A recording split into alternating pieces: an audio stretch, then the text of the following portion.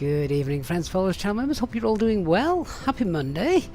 A new week is upon us. Oh, it's great to be back. I say great to be back. I say that every time. It does feel like we get nowhere near enough live streams in these days. Life is far too hectic. Don't like it. But hopefully, as things get towards winter and we don't like going outside because it's cold, we should hopefully start to get more and more streams in. Anyway, we've got a nice one for you tonight. We're heading to Oslo.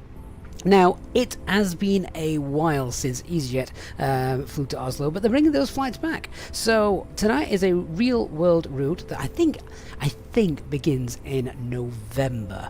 They're doing a few UK destinations to Oslo, so we've got, I think, like Manchester. I think they're doing Liverpool as well, probably Luton or Gatwick, one of those. And I think they're also doing some European destinations as well. So yes, they're returning to Oslo. We've got the mega airport from Aerosoft installed, so that always looks fantastic as well.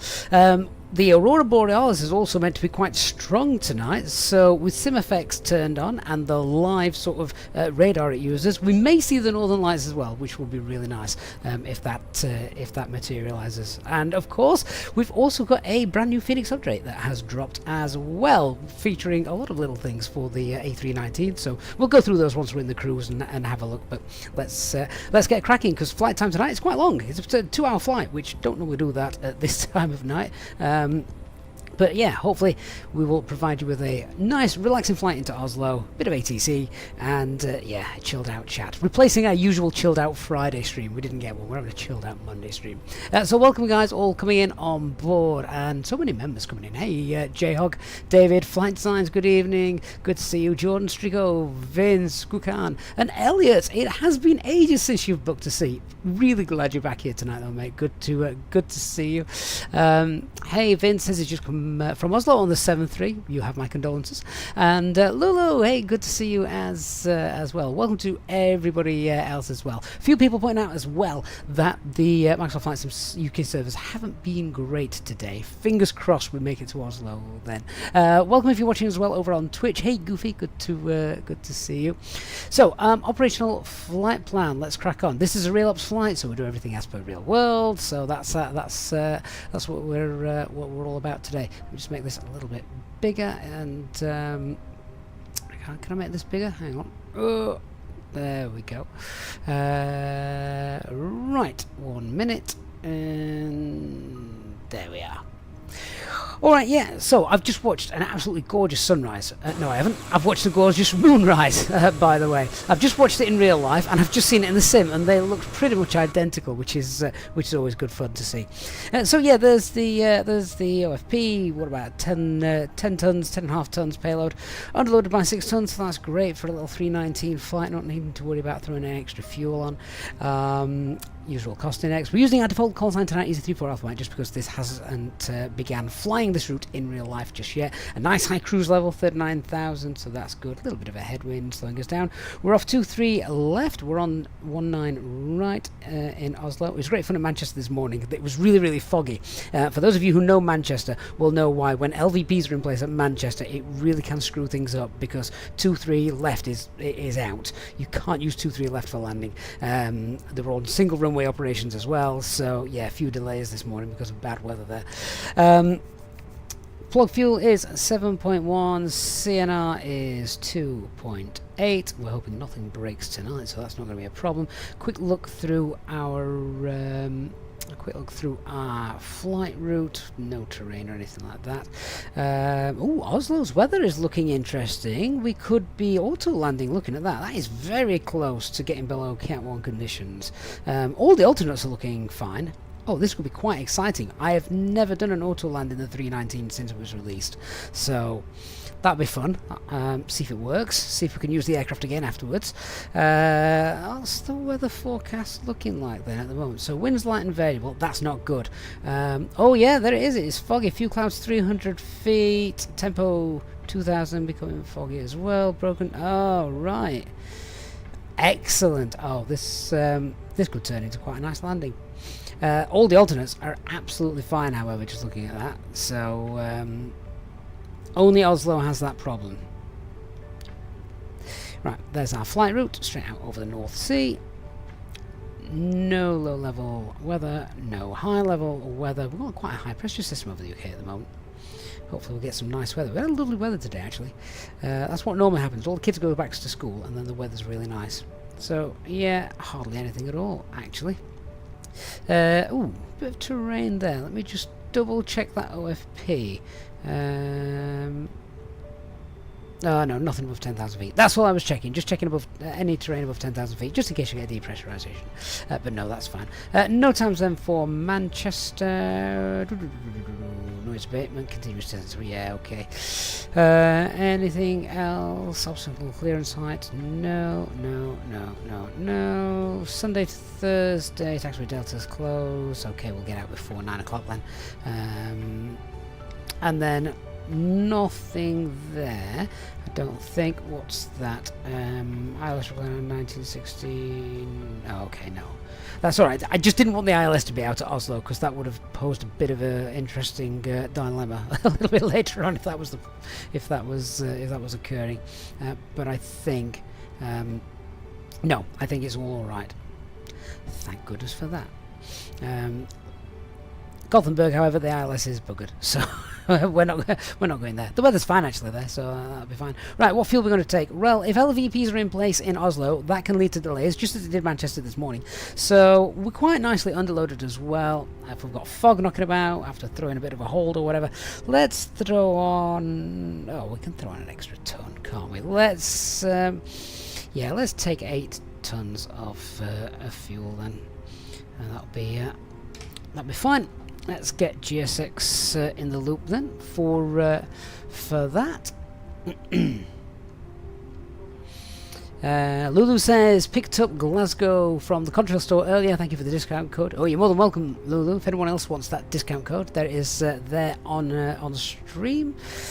Ground services, mass and balance, and we want 8 tons of fuel. There we go. And hopefully GSX will play ball. I think GSX has also had an update as well. I've not actually done that update yet though, so we'll wait and see what's going to occur with that. Right, let's get in and start setting her up.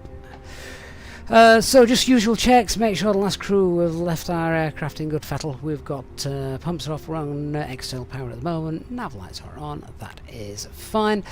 Keep getting this systems fault with the GPWS. Now, we can dispatch with this, although probably not to somewhere that's in LVPs, let's be honest.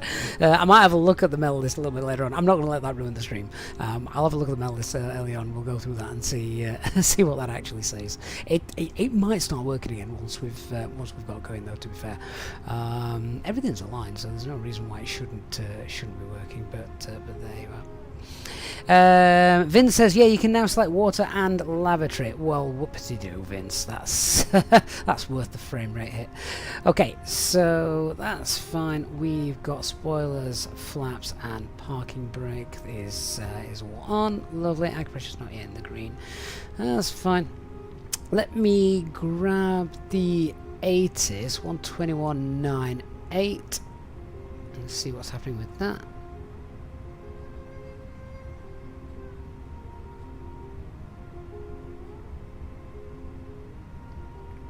Transition level 60, wind 240 at 3, visibility 10 kilometers or more, no clouds detected, temperature 16, dew point 10, QNH 1031, PDC avail call sign advise on initial contact, you have information, India.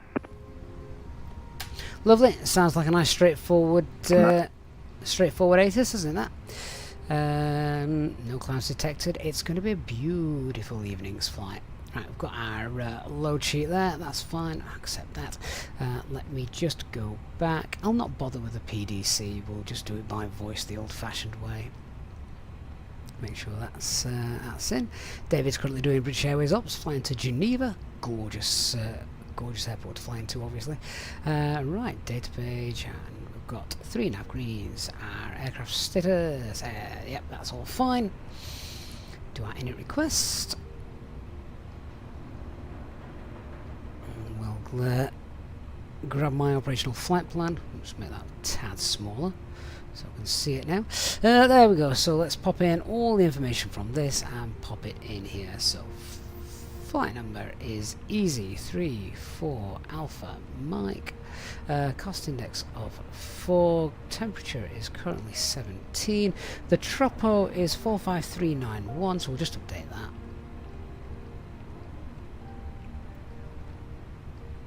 Grab the winds whilst we're doing it. Hey Beluga, good to see you. Brig Entertainment, hello mate.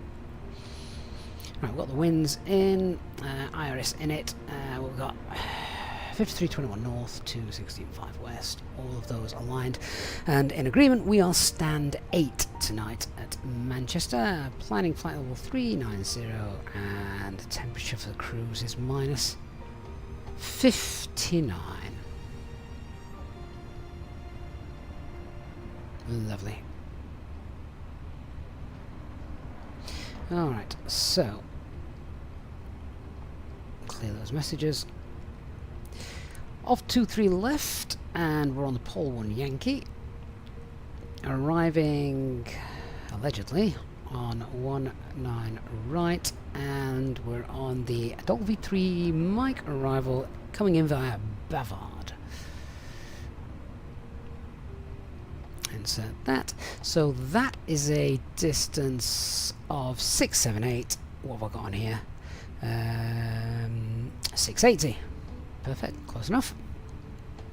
Right, RadNav page, I'll pop in Manchester and oh no, yeah, MCT. And also as we're going via Pole Hill, we'll hard tune the Pole VOR as well.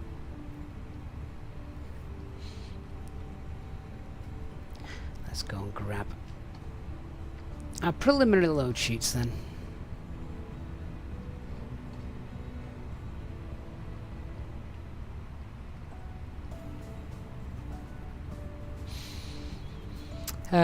What's that? Service interrupt the takeoff service.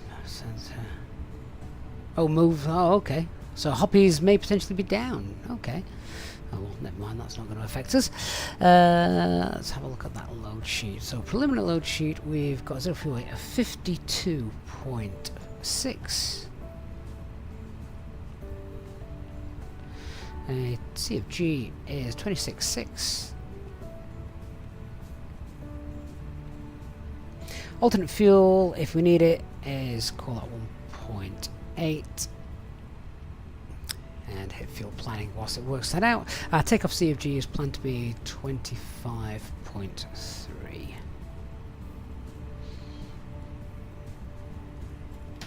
Alright, so we're taking, it says it wants 8.1 tons. We're not taking that much. Do we need any more?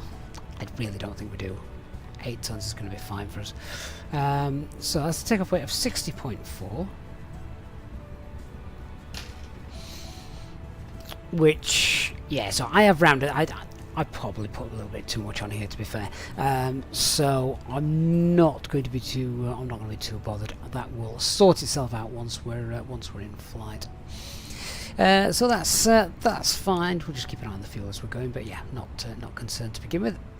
Right, onto our performance page then. So takeoff weight is 60.4. Welcome on board our Easyjet service. Ah, they're starting to board the passengers. Into the overhead locker, wheels first, and keep your small items under the seat in front of you. These include laptops, handbags, duty-free and loose items. So 2-3 left, flaps 1. No need to force toga, anti-ice will be off, packs off. Ensure a prompt departure. Takeoff weight is 60.4. Enabling all remaining customers to board. CFG 25.3. Please ensure that your seatbelt remains unfastened until the seatbelt sign is turned off. This is a no smoking service. Thank you. And what are we on? 23 left. Okay, so we've got a variety of intersections we can potentially use for this. Let's just go with we'll go with Victor Charlie. That way everything is valid. 35, 35, 39.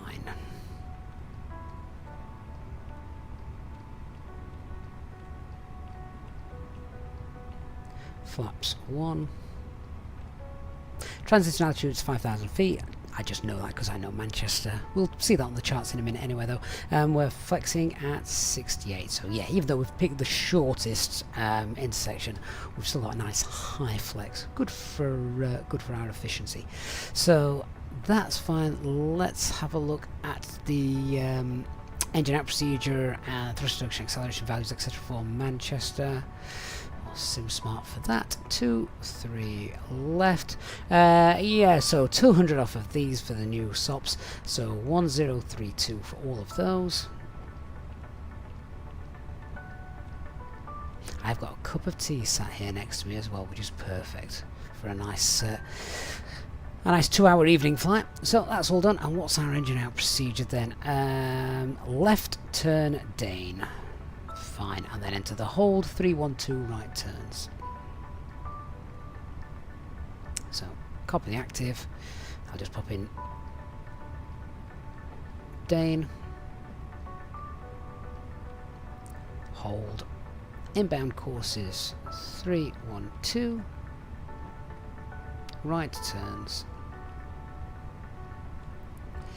And new destination then, Echo Golf Charlie Charlie. If we've lost that engine, coming back to Manchester, and we'll be on 23 right for our arrival back here if we need it. No stars, no veer. Done. So let's just double check what that looks like. Yeah, there we go. Straight out, left turn, hold Dane, and that's the. That's us back in on 23 right, and that is the go around if we need it for 23 right. Elliot says, "Oh, cuppa, that's a good reminder." Now's the time to get a cup of tea whilst we're setting everything up. Boarding is underway. Right, let's contact ATC. I want to shut this up whilst we do that. What frequency on for that? 121855.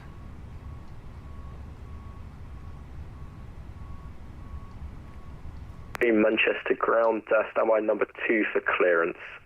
Well, that sounds Number busy. 2 for easy to support you. Speedbird 598 Manchester ground. Hey DC. Speedbird 598, go ahead. I recognise that voice. Hey, just double checked your route and it's all good. It was throwing up issues that aren't there. So are you ready to copy your clearance now? Hey firm, ready to copy clearance. I understand. I know what your scope's like. Speedbird 598. Yeah, Speedbird 598 cleared to Oslo on the Pole Hill 5 Romeo departure, runway 23 right, squawk 7316. Cleared to Oslo on the Pole 5 Romeo departure, runway 23 right, and squawk 7316. Speedbird 598. Speedbird 598, correct. Okay, looks like they've now got Ground, easy 7204 is ready for right, just turn that off. Looks like they've got single runway operations now in use. They've done away with 23 left. They were on 23 left earlier when I was sorting the route out. So let's just change our departure to 23 right, and that is now going to be Pole 5 Romeo. Doesn't really change anything, but that's now in there. We do need to check our takeoff data, of course, because we've changed the runway. So let's just reset all that. So Echo Golf Charlie Charlie, 23 right, it is dry, flaps 1, notice force torque, anti-ice packs off, etc. Takeoff weight hasn't changed, that's 60.4. CFG for departure is 25.3, and we'll go via Mike for that, see what we've got. So 35, 35, 39 and 68, so okay, 135, 135, 139. Flaps 1, 68 is still correct. And our engine out procedure will have also changed. We're now on 23 right, so that's going to be 1049.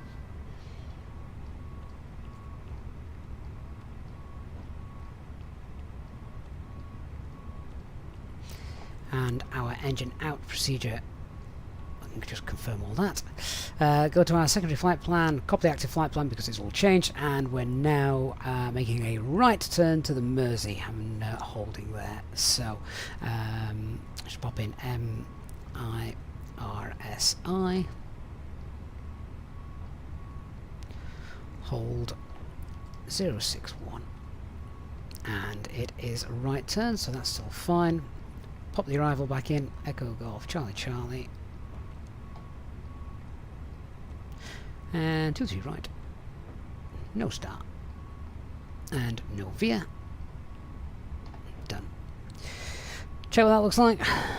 Straight out. And where's my hold? There's the hold. Yeah, there it is. Just to the northwest. Lovely. Alright, let's get back on frequency and get the clearance. So we're expecting now 23 right and the pole 5 Romeo. November Charlie.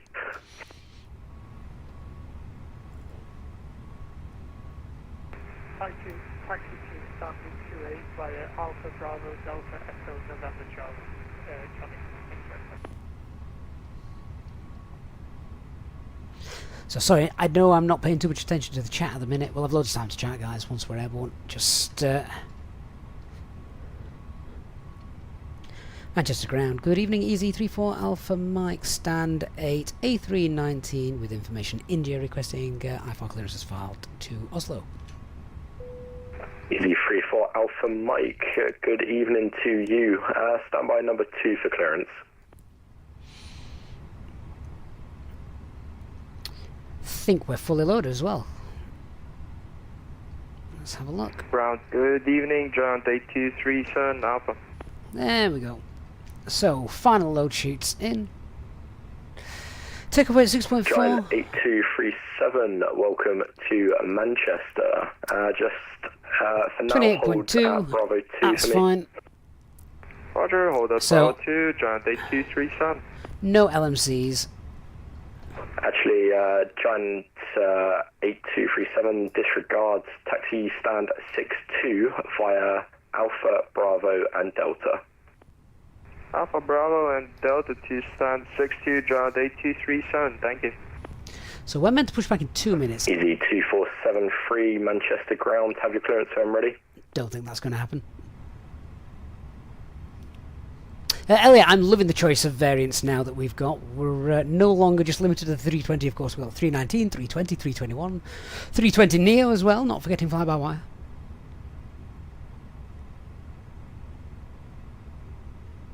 Easy 34 Alpha Mike, Manchester ground. Easy to follow up, Mike. Go ahead. Yeah, are you ready to copy your clearance? Affirm. Roger, Easy 34 Alpha Mike, cleared to Oslo on the Pole Hill 5 Romeo departure, runway 23 right, squawk 7503. Cleared by the Pole 5 Romeo, runway 23 right-hand squawk is 7503. Easy 34 Alpha Mike. Easy 34 Alpha Mike, read back correct. Manchester ground, ET7204. Would you Right, let's get the APU up and running so we're almost ready to go when we need. And then let's do the brief. So, got that started. Charts. Right, so, here we go. Oh, come on. Oh, I do like the LiDAR charts, but just sometimes not always the simplest in terms of functionality. So, charts. Let's just grab the airport chart.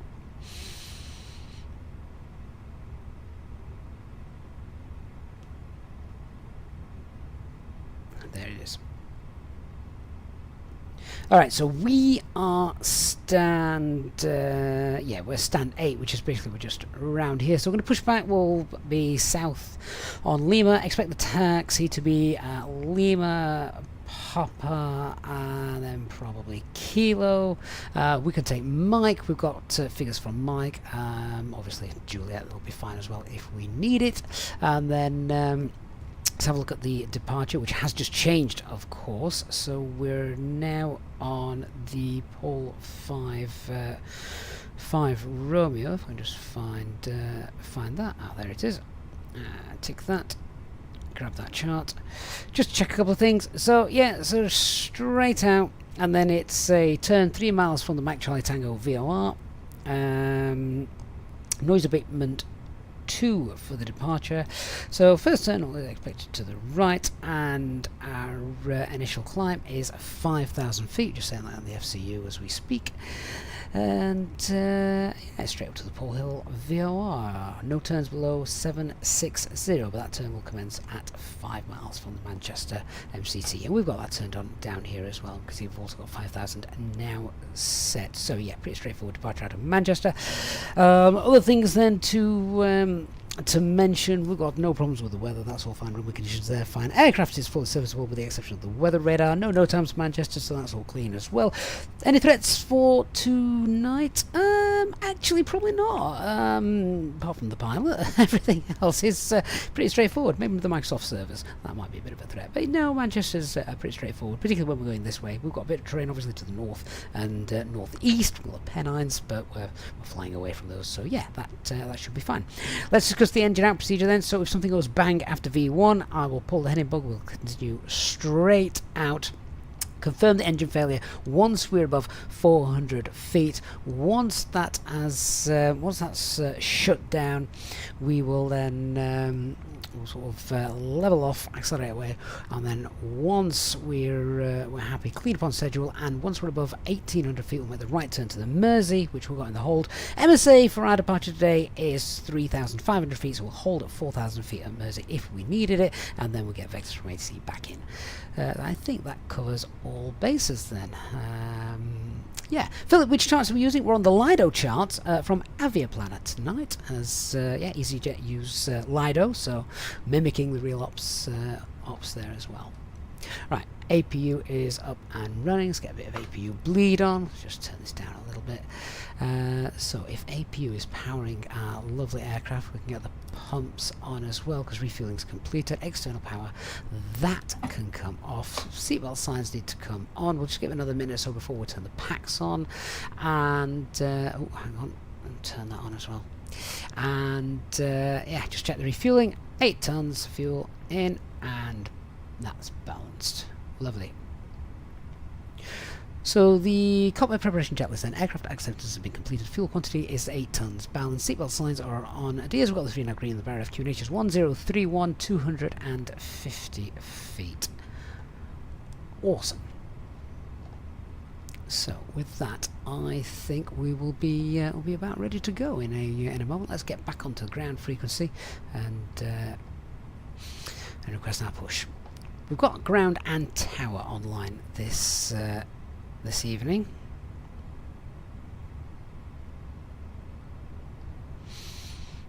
Manchester ground easy 3 for Alpha Mike. Stand 8 is ready for push and start. Easy 3 for Alpha Mike. Stand 8. Push and start approved. Facing south. Push and start approved. Face south. Easy 3 for Alpha Mike. So then, all that's done. So, no worries. Have a good night. Beacon light on. Transponder on.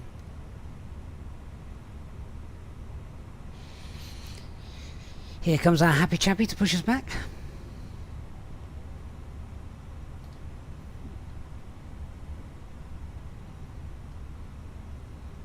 Hello, Captain. We are ready for pushback. Okay, before start checklist then. Parking brake is on. Takeoff data is confirmed. Windows are closed. EFB is on flight mode. Doors are closed. Not yet armed. Beacon light is on.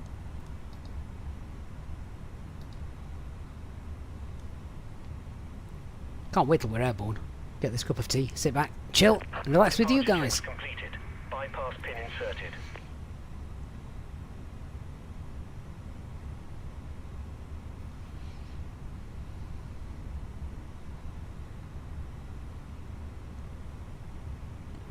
NJ says his 80s at Manchester always says don't call for push until the tug's connected and ready. Yeah, this sadly the way it works with the way the Fenix is. Get the beacon light on, and that will call the tug. However, the stops are you don't turn the beacon light on until you've been given push clearance. So there's a bit of a conflict of interest there, isn't there? But for the sim, this will do.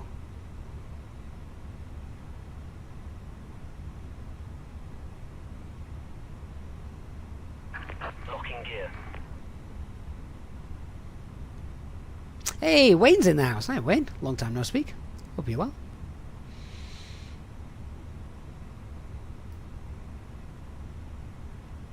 So we're pushing back. What are we? We're 5 minutes late. That's not too bad.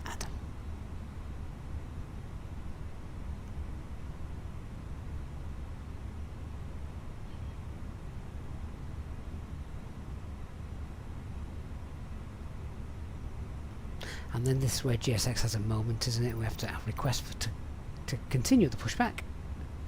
GSX, I've not seen that before. Continue push. And we're facing south. Release parking brakes, please.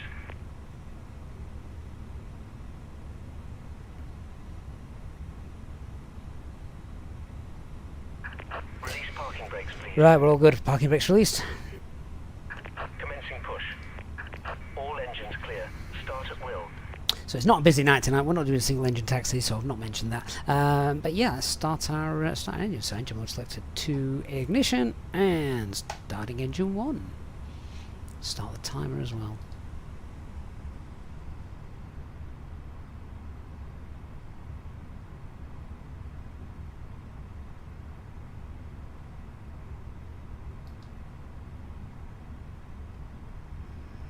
Five minutes late in the real world, Elliot, is very good, isn't it? Yes.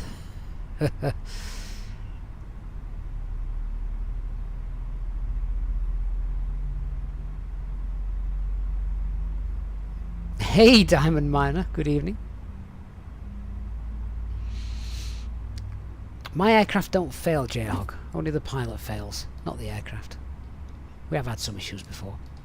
I mean, with the weather as it is, if we lost something that downgraded our aircraft and we couldn't auto land, that could be an interesting evening.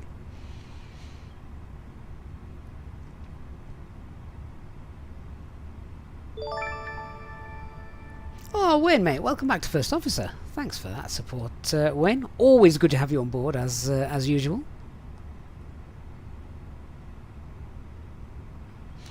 Right, so our engine 1 is stabilized, starting engine 2. No, Jayhawk, that wasn't a challenge. My aircraft breaks itself enough anyway. Please set parking brakes. And parking brakes are set.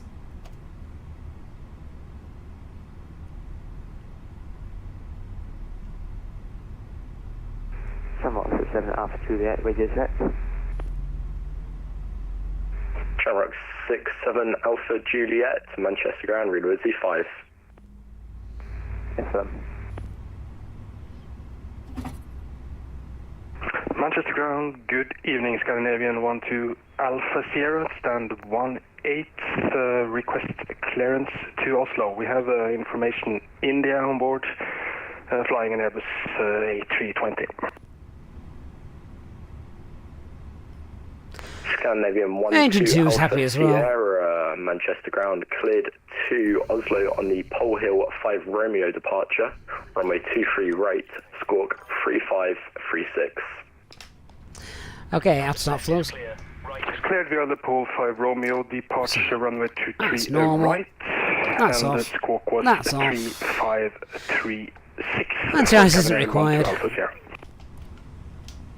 Scandinavian 12 Alpha Sierra, correct.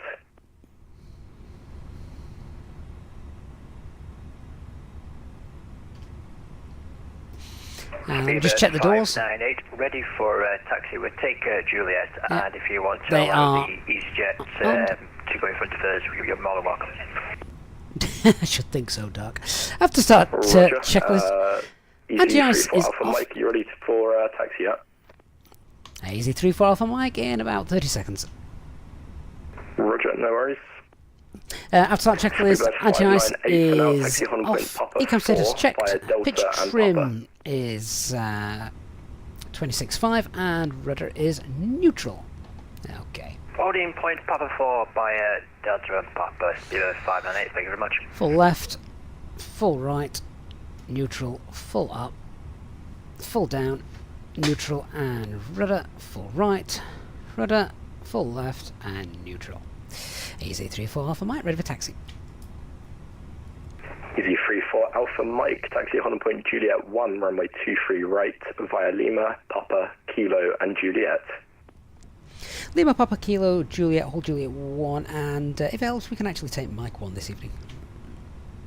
Yeah, that'll be fine. Taxi Mike 1, same taxi routing. Same taxi route, and hold Mike 1 for 23 right, easy 3 for Alpha Mike. Lovely, slightly shorter taxi then. That's what you want. Mass caution, cancel that. Disregard. After the company aircraft passes behind, stand 10, push and start approved facing south. After the company passing by, push and start approved gate 10. Let's go. For Easyjet to Central. Hey Vince.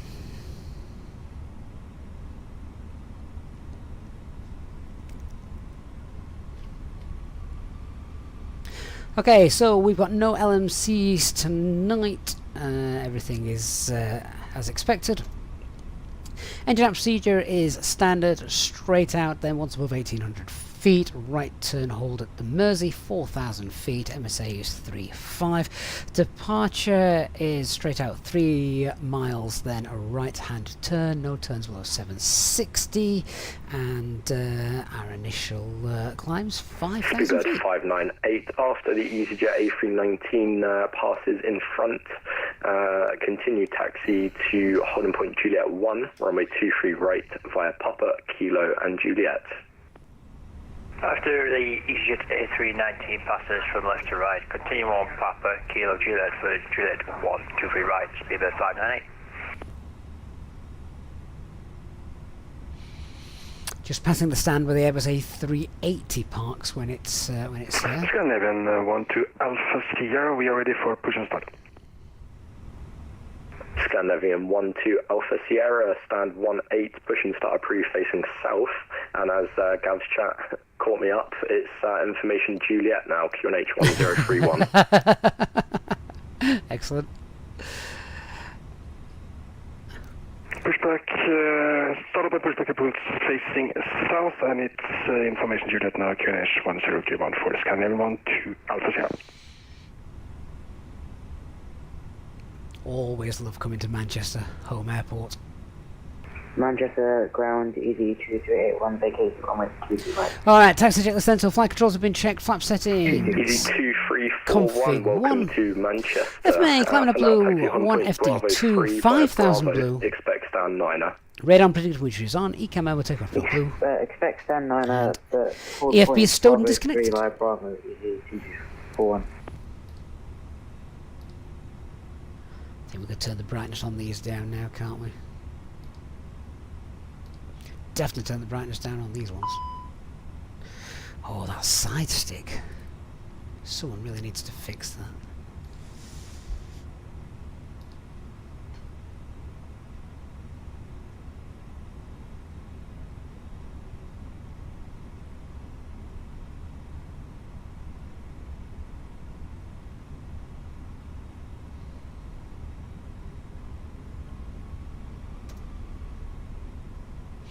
Tune over to tower in a moment. Kanuti, good evening, sir. Thank you for joining us.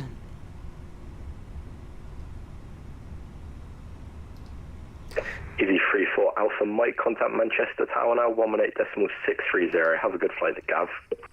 118.630, thanks for being here, mate. Easy 34 Alpha Mike, bye night.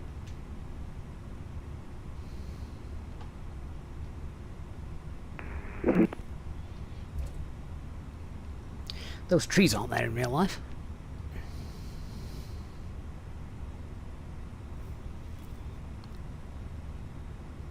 Hey Steve, yeah, 23 right. We had initial plan 23 left, but then they dropped down to single runway ops. So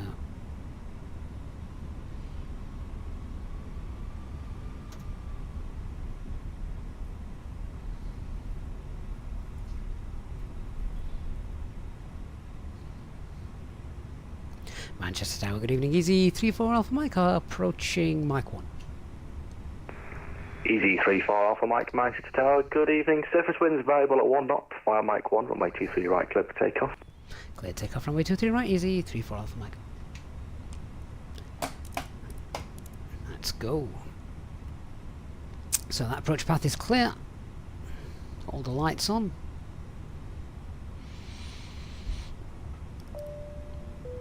Packs are off. Manchester Tower, good evening, Speedbird 598, Juliet for Juliet 1. Speedbird 598, via Juliet 1, line up behind the Okay, departing line up behind. checklist. Cabin is secure, takeoff runways 23 Juliet right 1, via Mike 1. 2 feet right, behind the TCAS Easyjet TRA and to, Pax 1, 2 are Speedbird off. 598.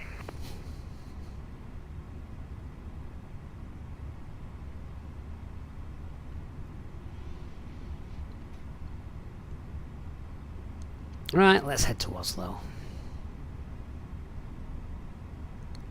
Let's get ourselves a little bit more aligned, then we'll go.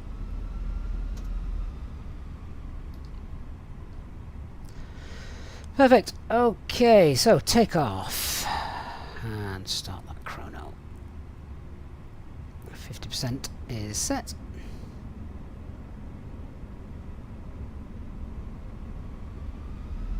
And stable. Man flex, SRS runway, ultra thrust blue.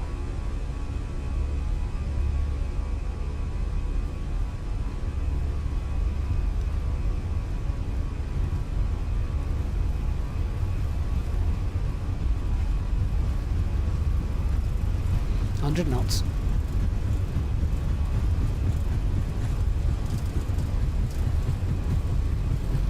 V1, rotate.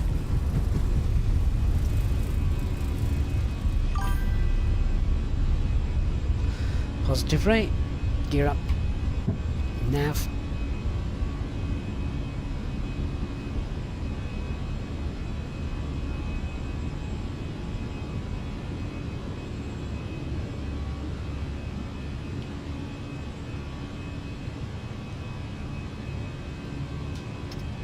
Thrust climb, auto thrust.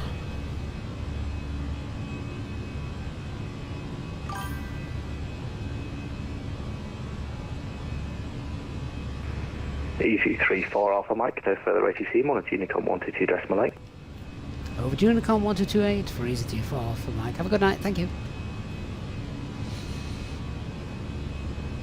Okay, 3 miles is coming up. Autopilot 1's engaged. Packs are back on. Sylvie, Genius Gens, thank you for the follow, guys. Pass S-speed, flap 0, spoilers disarmed. And say goodnight to Manchester. And we're on our way.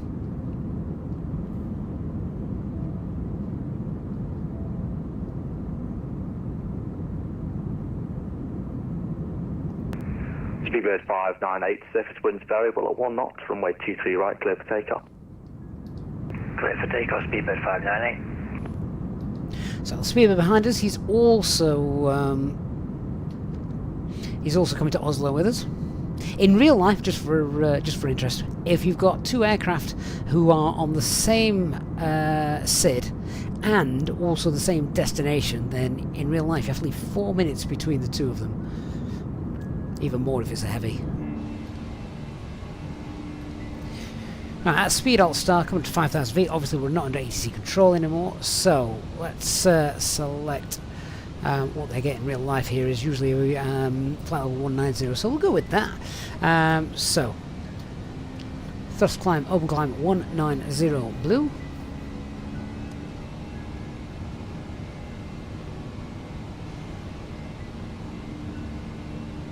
Hey Barry, I'm very well, thank you. Cancel master caution. That's happening more than it normally does, doesn't it, tonight?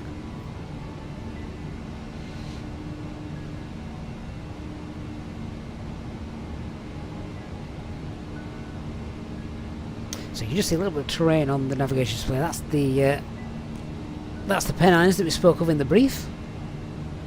Garen, we'll go through the update in a bit of detail later on. Unicom 122.8, thanks for your service, Speedbird 598.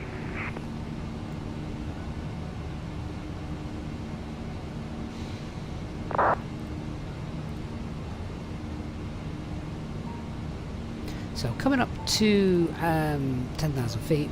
Let's do the spoilers, flaps, yep, they're up. Gear, yeah, that's up. We'll get the lights off as well now, don't need to keep those on.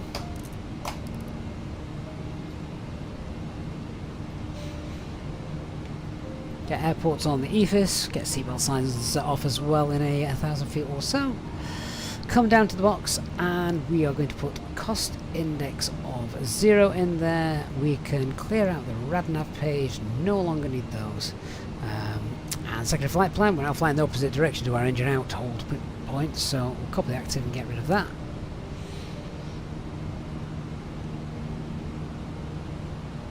Oh, there's discontinuity in there because we changed it, didn't we? Let's just pop that all in together. There we go, that's better.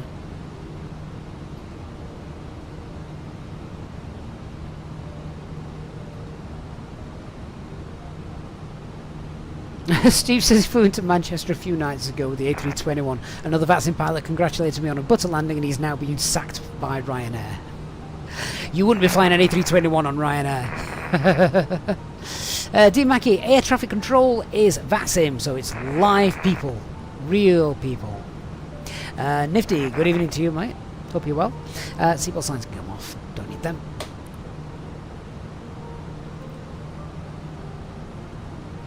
Flight level 39 is planned. We'll go 37, so we've burnt a bit of fuel off. Not always advisable. I know 39 is the maximum, recommended maximum, but not always the best idea to go up to the maximum that you can.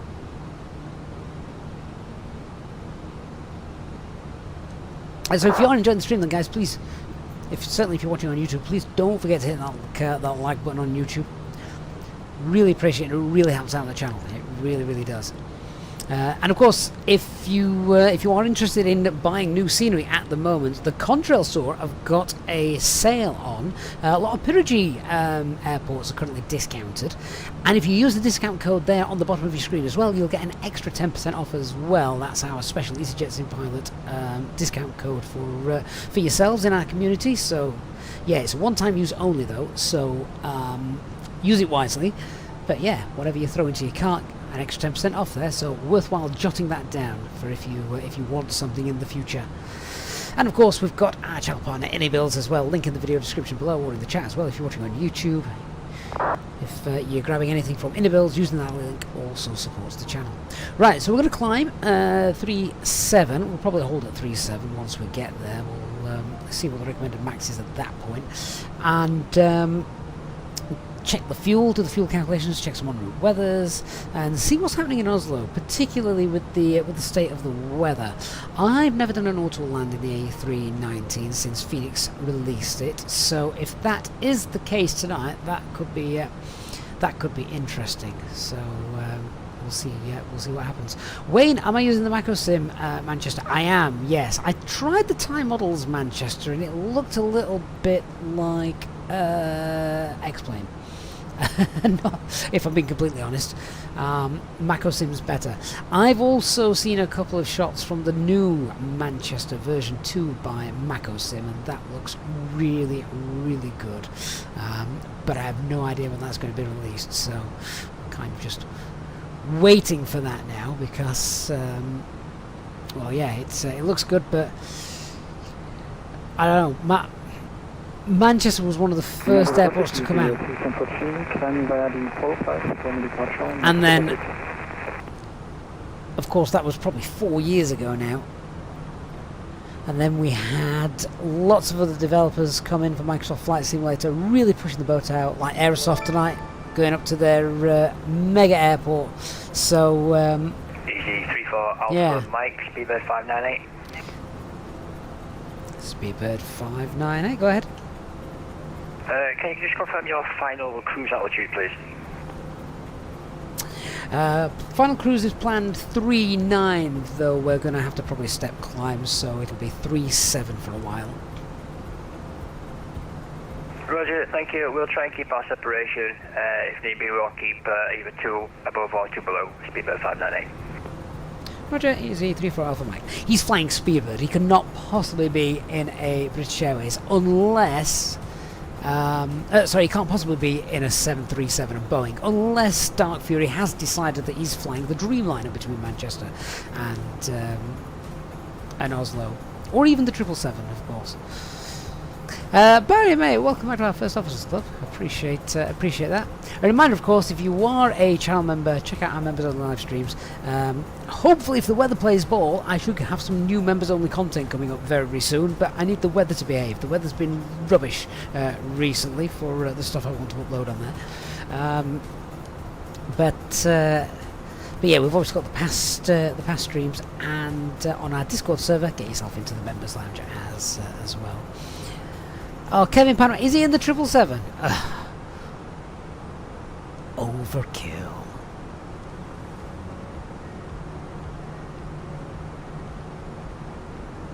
Oh, Wayne, the information board that you see there, that was from GSX, that is why.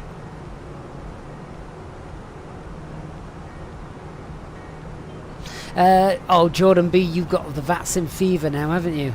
Sid completed his first VATSIM flight on Saturday. Manchester to Paris Orly in the 319. Thoroughly enjoyed it. Unsure why. I was nervous for so long. Did the Palmer event yesterday too and can't get enough. Are you flying into Copenhagen tonight?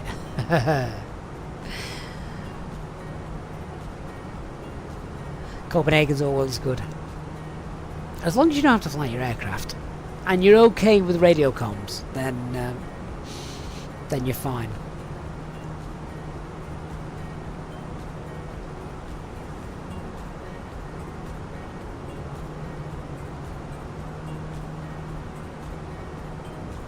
Loving those colours, by the way. So I am just going to check that we have got SimFX turned on for the 319. So yeah, it is turned on. Yeah, so all of those are turned on. That's fine. Now the one that I'm looking for, obviously I'm not going to see that much of this because the weather's just, you know, it's cold. But what I do want to see, if we go to the environment, let's just have a quick look at yeah, so look, live auroras. This is what's going to be quite interesting for me tonight.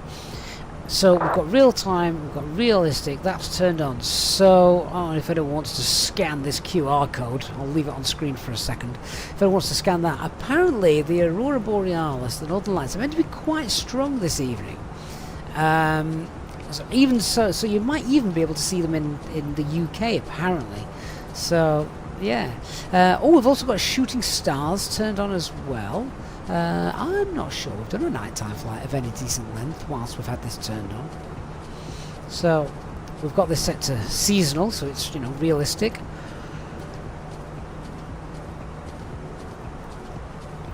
We're in September, so there's 10 an hour. August is 100 an hour. Obviously we have the Sidey's meteor shower, don't we, in August? 10 an hour in September. It's not a lot, really, is it? That there's a lot in December. Wow. So yeah, wonder if we see any of those.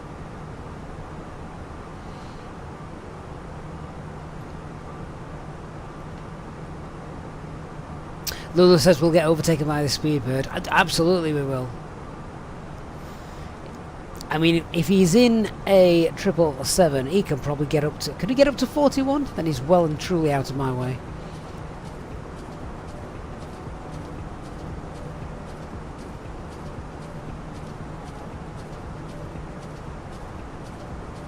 Casper said, started in the VACC Austria as a controller now, looking forward to seeing us at the Vienna calling in November. As long as it's not on a weekend, that's the only thing. I'm not usually streaming on weekends, we're just usually busy.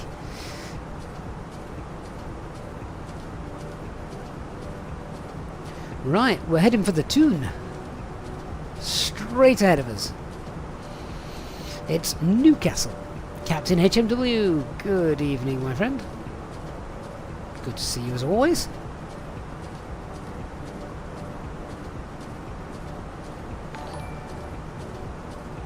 And Soup 3Moob.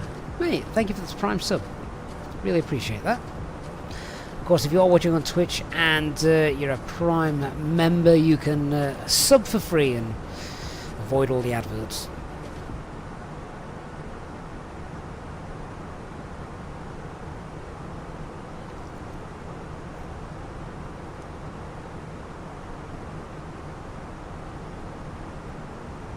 might be able to see Newcastle Airport as we head towards it.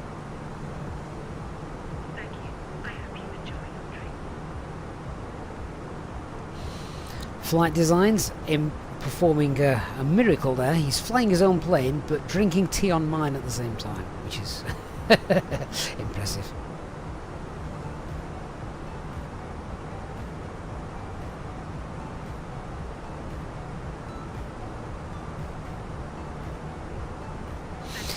And Casper also having a nice cup of tea. I've got a cup of tea here actually, right in front of me, which I'm hoping will have now cooled down enough because I do have it in a flask when I'm flying. Gonzalo now flying from Dubai to Beirut, and Ivao descending to Beirut. Have you got any ATC coverage then there? Oh, Jordan B's going one better. He's grabbing champagne. Can you afford champagne, Jordan? I don't even know who's on the leaderboard these days. And Elliot managed to make a cup of tea. Perfect. Usual Easyjet shampers. Flight Designs Easyjet don't serve Earl Grey, or do they? I don't know actually. That was my go-to tea when I was in France a few weeks ago. They have Earl Grey over there, obviously. Captain HW says, home again after a spectacular mini vacation. Been to Orlando for 5 days, invited to the launch of the AST Space Wheel satellites, and it was an amazing experience. That is awesome.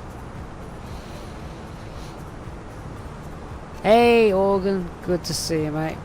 Well, I'm hoping we're going to be getting a lot more streams in now. Winter is slowly approaching, so yeah. I've also got a list of collabs that we, well, not collabs, but I've got a list of flights that we still need to do for our channel members. I think we've got a British Airways flight for Nick. I've got a cargo air flight to do for, I think it was Dan. He wanted an East Midlands A300 DHL flight to somewhere. It might have been Milan, and we've just had Milan scenery done recently. So, and the A300 has just had an upgrade, so that might have to come on very soon. Jordan has just checked he's also got enough for a failure too. No, you don't. I want to see a shooting star. Do you know what I'd actually quite like to see? Maybe SimFX can add this at some point. A satellite. If they can do shooting stars, do you reckon they can add satellites in as well? I might have to write them.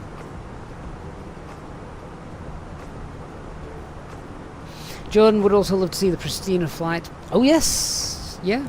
Where did you want to go from, Jordan, or didn't you care? Did you just want to land at Pristina? Some terrain around that, isn't there? Always good fun.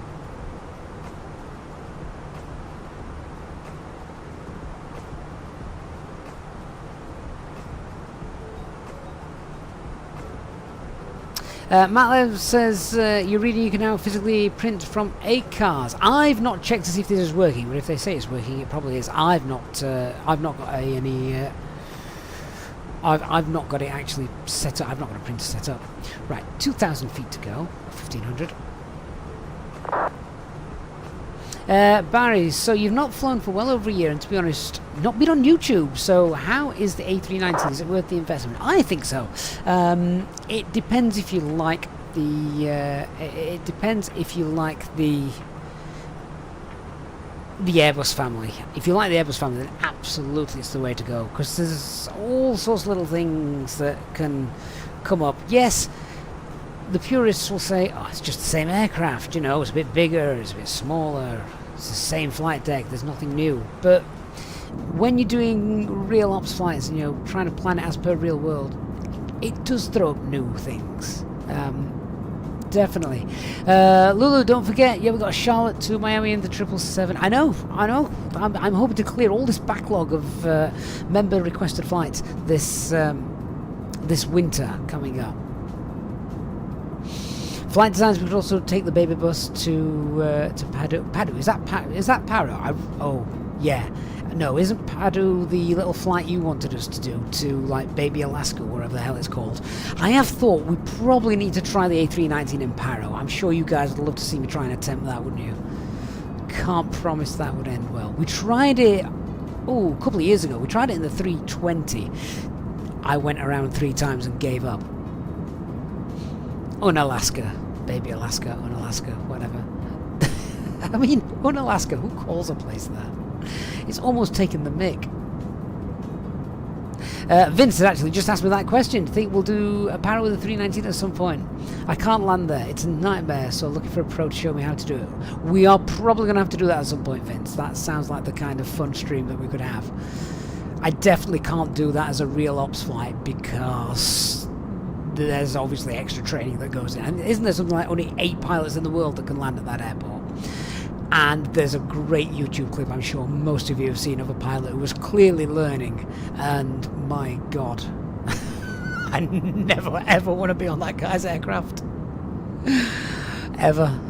To be honest, I don't even want to be on the trainer's aircraft, because if anyone knows the video I'm talking about, it was scary.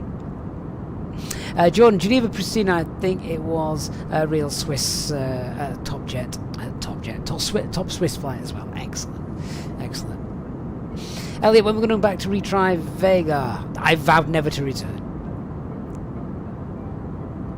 Jordan said he did Kathmandu to Paro, but he ended up in Delhi after 2 attempts. Debaki, do we use Navigraph SimBrief? I do use SimBrief, yep, that is right. Right, we should be at top of climb now. Well, we're at 37, which I'm going to hold at 37, so let's just flick this over. 370, pop that in. We'll switch TCAS to below. We'll get our cost index back up, and we'll scroll through the SD pages, make sure nothing is broken. So they all look fine. That's fine. Yeah. Temperature's good. Electrics are working. Hydraulics are good. For anyone who doesn't know, I ask this question occasionally, anyone know why the hydraulics level here is not in the intended band where it should be? Yeah? I know many of you will already know this, but for anybody that doesn't, it's a great little quiz question. And, oh god, scared the life out of me then when that came up. Close that. Where were we? Hydraulics. Fuel, we've used 1600, that adds up to 8 tons, perfect. APU is obviously off, temperatures are good, and doors are still on closed.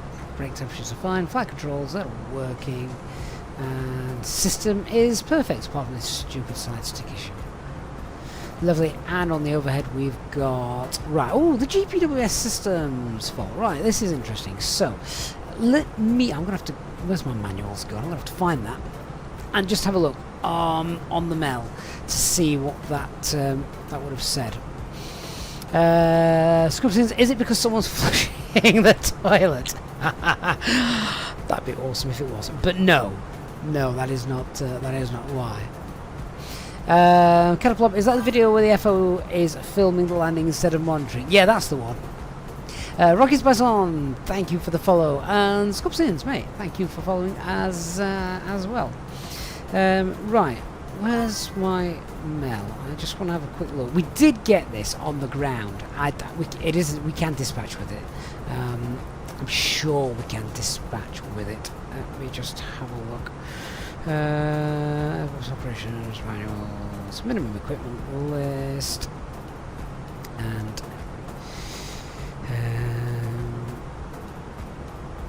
where is it?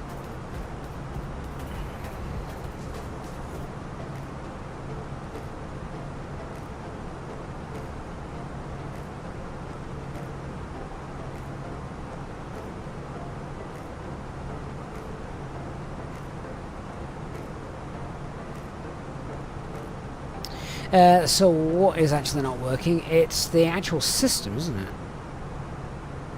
Right, so let me read this out to you. So, what are we in? We're in a 319. So the GPWS system push button switch fault light. Okay, well, it's not actually the light that's not working. Newcastle traffic, Tonja 1856, lane runway 7 for departure. Okay, so GPWS system is not working. Right, so yeah, we can dispatch with it. Number installed 1, number required 0. So it's not a no dispatch item.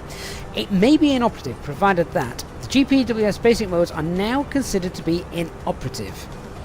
Okay, so we'll have a look at the basic modes in a moment. And the predictive GPWS system functions are also now considered to be inoperative. So let's have a look. Maybe inoperative for 6 flights or 2 consecutive calendar days. Let's have a look.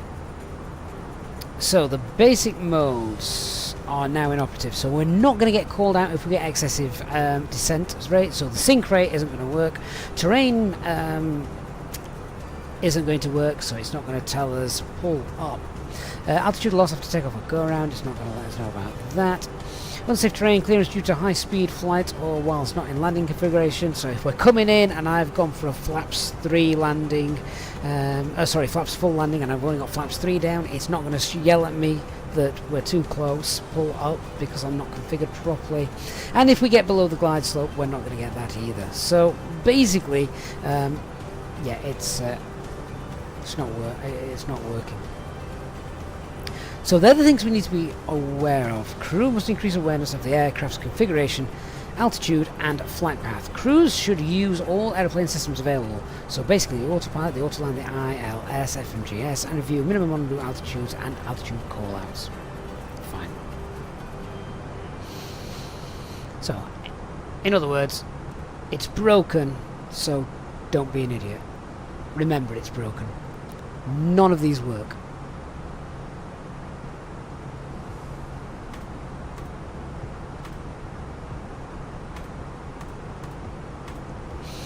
Flight designs. Any ideas when I load into the Phoenix, you always get an engine 1 failure when spawning in? Is it a bug? I don't know. I've not had that before. I'm not quite sure, to be honest. It's not a bug that I'm aware of. 6 minutes delayed. I told you we were 5 or 6 minutes delayed, didn't I? Hey, Mona. Good to see you.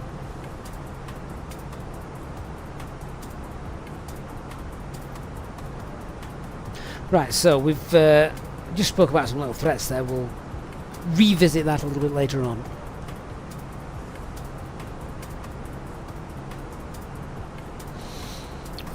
For landing.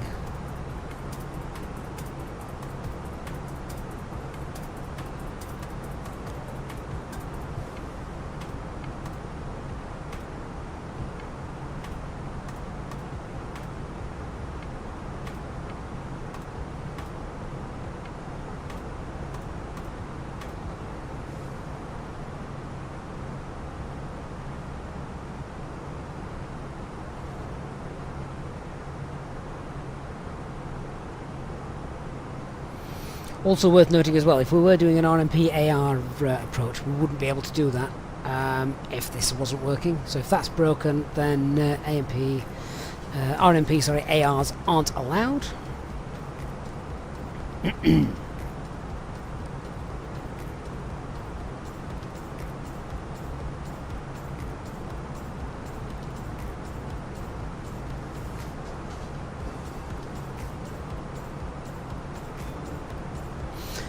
And if it's not working, I'll just turn it off. Don't know why it's not working.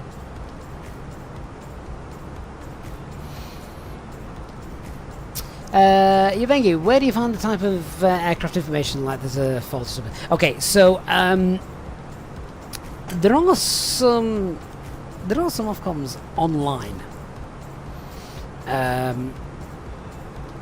which you can find. Just a Google search, you'll find them.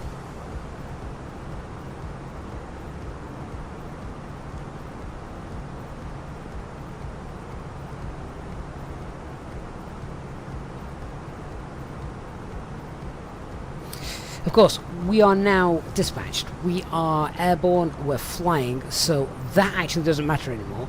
So that only mattered when we were on the ground. Now we're airborne and it's not working. The minimum equipment list, the MEL, doesn't matter. It doesn't matter at all.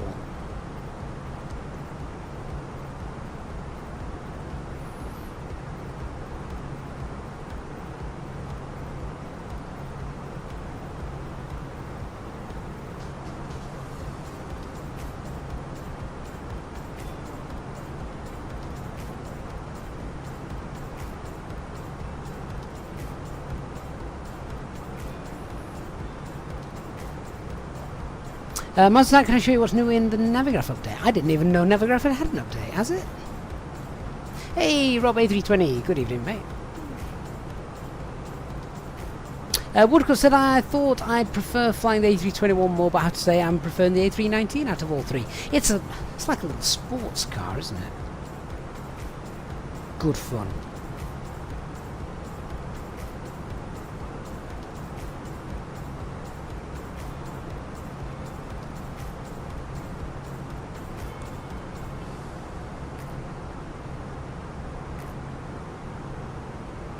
What is interesting is that we've got the GPWS fault up there, and you've got nothing down here.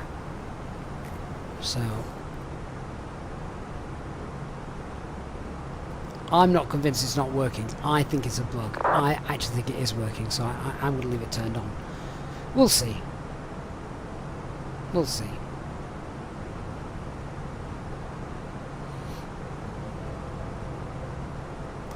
Right, well, anyway, let's do what we should be doing. We're gonna grab some en route weathers. Now, obviously, we're over the middle of the Atlantic at the minute. Which Atlantic? No, we're not. We're in the middle of the North Sea. Oh, thank God, HD isn't here. Let's have a look at ENZV, which is one of our alternates. Which is Stavanger, I think. I think it is. That's not an Easyjet destination.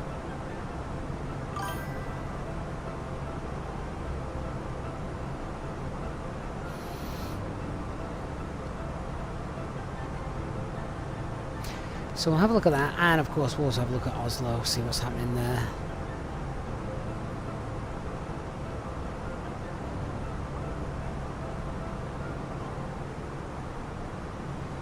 Neil, which of the Fenix is my favourite? I don't have one. Honestly, I don't have one.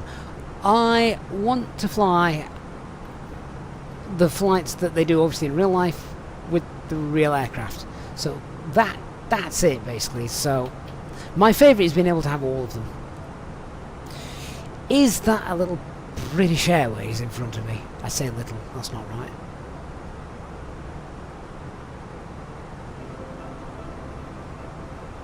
Vince, is there a GPWS reset in the Fenix Southern on off? No.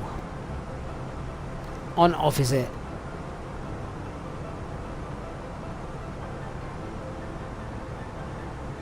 Axel, we absolutely do have Aerosoft's mega airport, and you are right.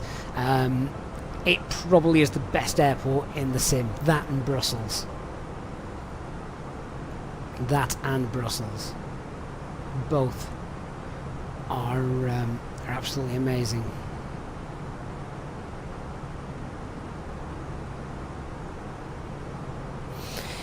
So that's Cav okay. What's happening then in... Oh, it's long, and that means it's rubbish. So winds are variable and light, so that's not going to blow the fog away. Although they're reporting visibility of 10 kilometers or more, which is very interesting. Xiaomi97, mate, thank you so much for the follow and for the Prime sub. That's really cool. Thank you, mate. Appreciate your support a lot, my friend. So at the moment we've got variable wind 2 knots. Visibility is 10k or more, but the runway visibility range for 19 right is greater than 2,000 meters with no change. Runway visibility 401 is 700 meters. So I would assume they're going to be using... I mean, that is such a difference, isn't it? So that means... Hang on, let me just get the charts back up. That means that...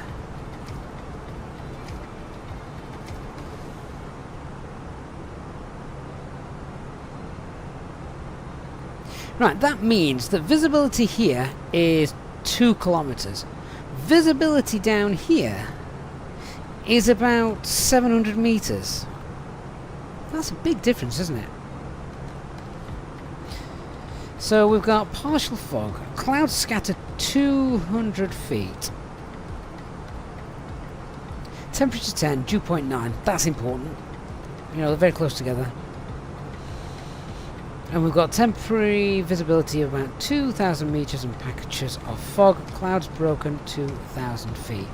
Right, well then that's when we need to be able to see the charts, an airport information chart. Which I'm wondering, airspace, briefing. Let's have a look and see if we can find anything regarding when LVPs come into play.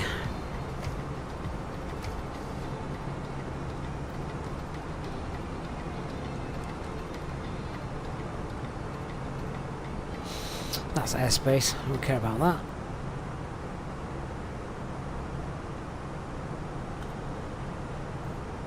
Nope, not that one.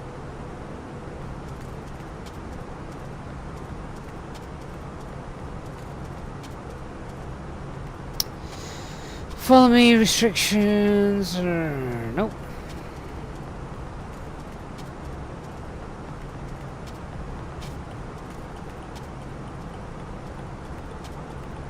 LVPs in force, monthly traffic 01, so the traffic 19 right, occasionally 19 right.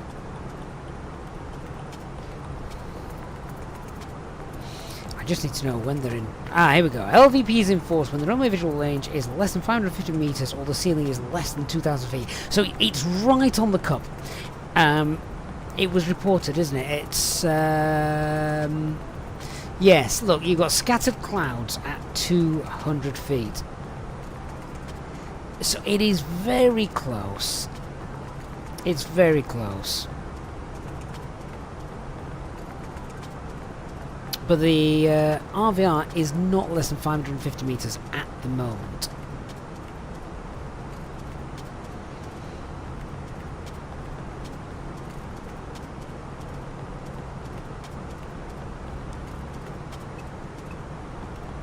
So I don't think LVPs are actually in place at the minute. We'll keep an eye on that weather, see if it gets worse.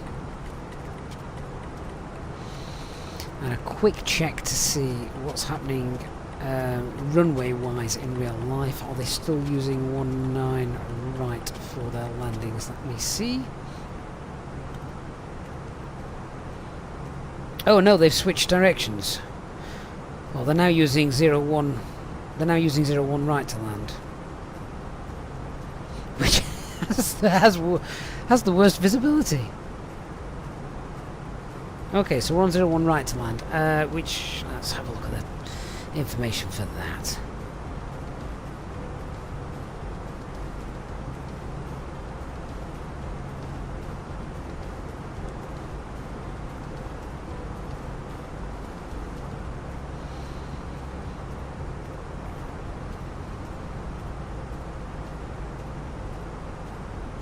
So we're on, oh, where have you gone?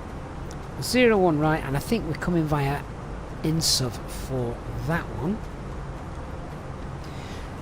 Which chart would that, which arrival would that be then? Because I'm not entirely sure. Let me see.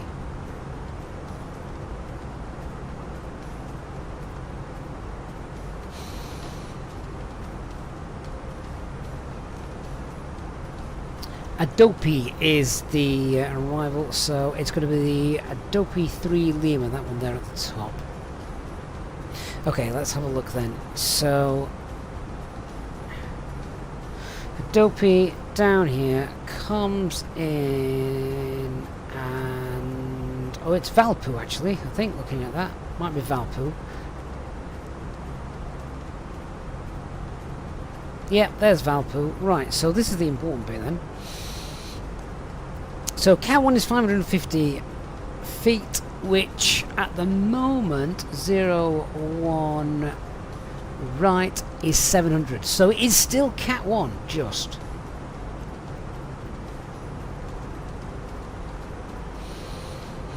Fair enough. Minimum's 880. Right, I better update the box then, because the flight plan has now changed. Mark says he left Oslo an hour ago, the weather was clear.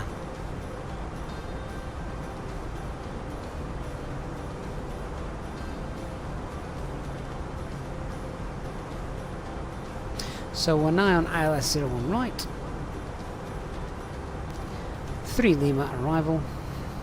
I'm just updating my flight plan here.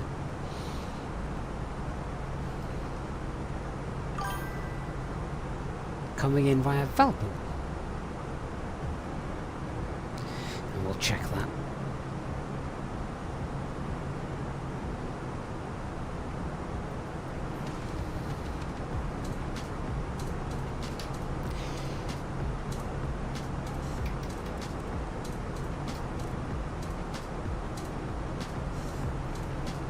Yeah, there we go.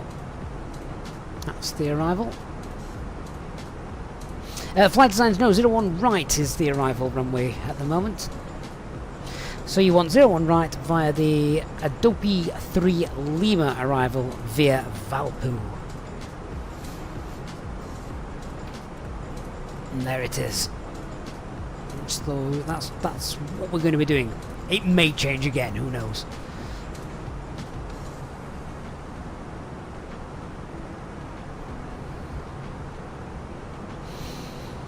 Just whilst we've got this on screen, Golf Romeo Mike is the RadNav page. Hotline in for now. Still 364 miles away. So we're looking to land there at 21:08. That's not bad. So that's about an hour and 10 minutes. Cool.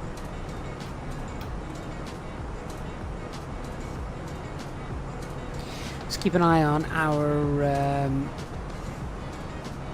altitude. Yeah, alright, 37, that's fine. Looks like that's what we're going to be sticking with for the duration then. And what's our fuel looking like? Oh, that's looking much better. A bit of a miscalculation then down on the ground, wasn't there? It wanted 8.1 tons. I'm taking 8 tons and we're going to be landing with plenty. So if we do end up going around, I mean, go around then, you're going to have to stick with us tonight. A go around is very, very possible. If there's a fog patch just in the wrong place and we're Cat 1 landing, then that's a go around. Absolutely, if I can't see anything. And what's the go around? I think the go around is straightforward, isn't it? Straight out 2.5 miles from the ILS DME. We are knocking my iPad over. Hang on. So glad that didn't land on the keyboard and just shut the simulator. Yeah, 2.5 miles. It's a right turn, 048, and climb. I think we've had to go around once before we're here. I'm sure we've landed here and had to go around before. So that will be a right-hand turn, and then we'll come back in via INSOV. Look. Yeah. Oh, well, it's good to be prepared.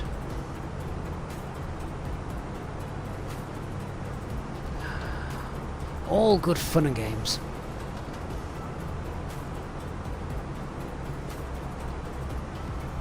Can't see any northern lights.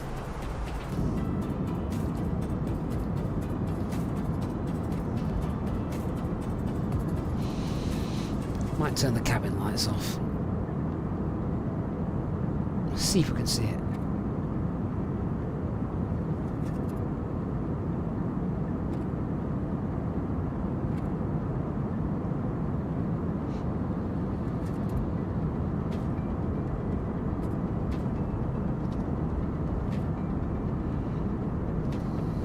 Flight Designs, wasn't the weather bad here when we took off for Vega? I remember nothing about Vega Flight Designs other than falling off the edge of the runway. It's imprinted in my brain. I still wake up with cold sweats. Tony, if the wind on the approach is variable, how do you enter this into the McDo? I get asked this question a lot, and lots of real guys will tell you different things. Some will pop a tailwind in, some will pop a headwind in. I always pop the headwind in. If it's variable and you're doing a takeoff calculation, then I always pop it in as a tailwind for takeoff, worst case scenario. But for a landing, I pop it in as a headwind. And the reason for that is if you put it in as a tailwind, let's say you've got a 10 knot tailwind. All right, that's quite a lot if it's 10 knots and variable, so you're not going to get that. But if you had a 10 knot tailwind and you put that in, and the box then calculated your VAP speed, your approach speed, based on that 10 knot tailwind, and suddenly when you got there, it turned out you got a 10 knot headwind. Now, the Airbus is clever, ground speed mini will do its thing and keep you nice and safe. But then you're going to be battling a wind that the aircraft didn't expect, so you might momentarily be at a slower airspeed than you need to be, which you don't want that close to the ground.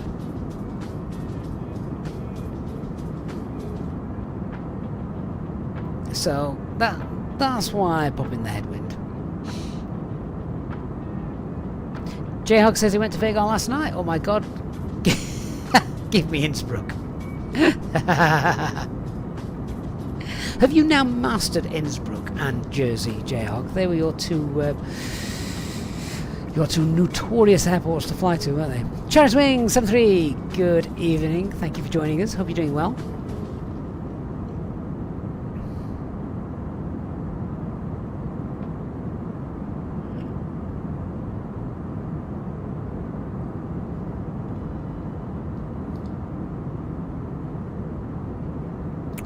Oil rig down there. And for anyone who, bless him, for anyone who remembers HD, don't worry, he's still around, he's just busy. HD would always put in headwind for landing. Good enough for him, good enough for me. J-Hug says him and Christian find the worst airports to take me to. Where is Christian tonight, anyway?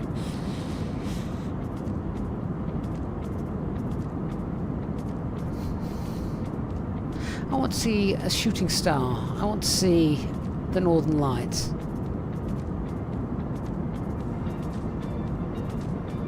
Jordan, have you still not got that yet? Drop me a DM on Discord and I'll give my mates at Innerbuild a kick.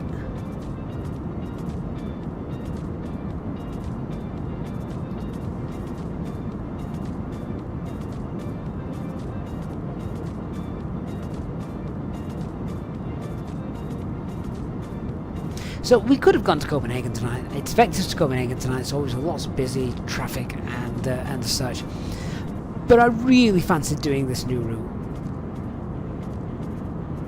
And we've got cracking scenery for it, obviously, haven't we? There's no better scenery, I think, in the sim than Oslo.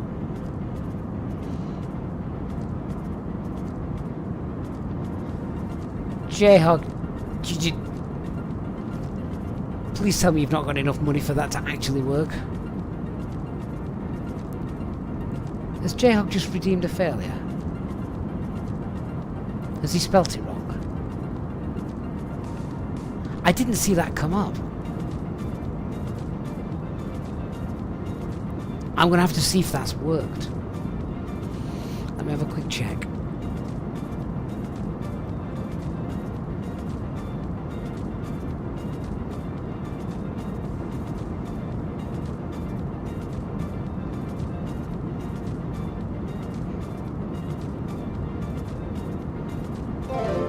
There it is. Oh, man.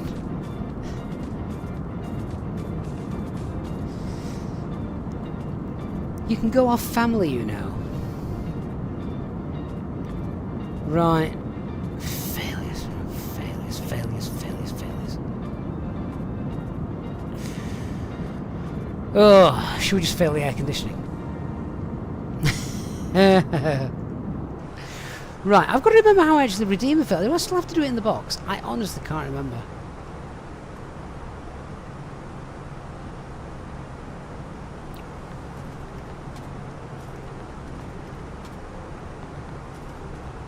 Oh no, it's manual fail. No, it's not manual failures, is it? Random failures. That's the one. Random failures, and we have to trigger one of those. Let's see what happens. I'm really hoping that's the random failure.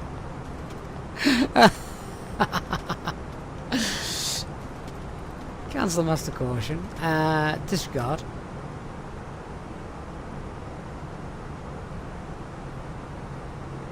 Right, so nothing's come up.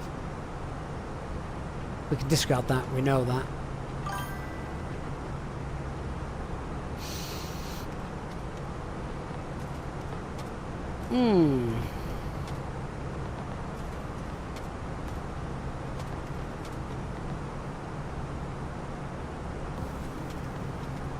Flight designs, that was set to minor, not all. Oh dear.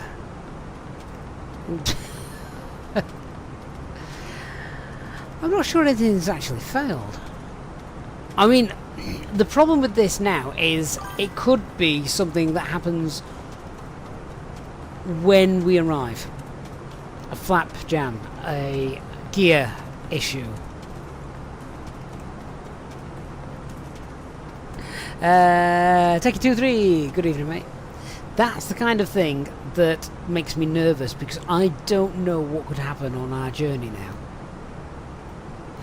I could sort of cheat and have a look to see if there's anything on here, but I wouldn't be looking through these right now had I not just done the failure thing.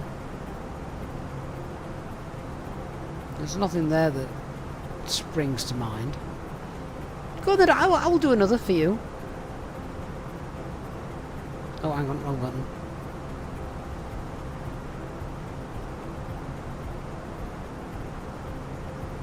See, we've even got the failure rate set to high here. Let me just store that as default. Right, I'll go on. This is just because you want us to crash into the North Sea. Fine. There, done.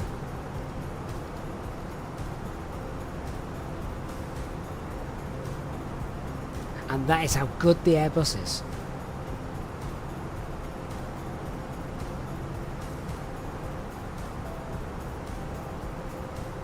So that's 2 failures we've got. I'm doing no more. But what are they?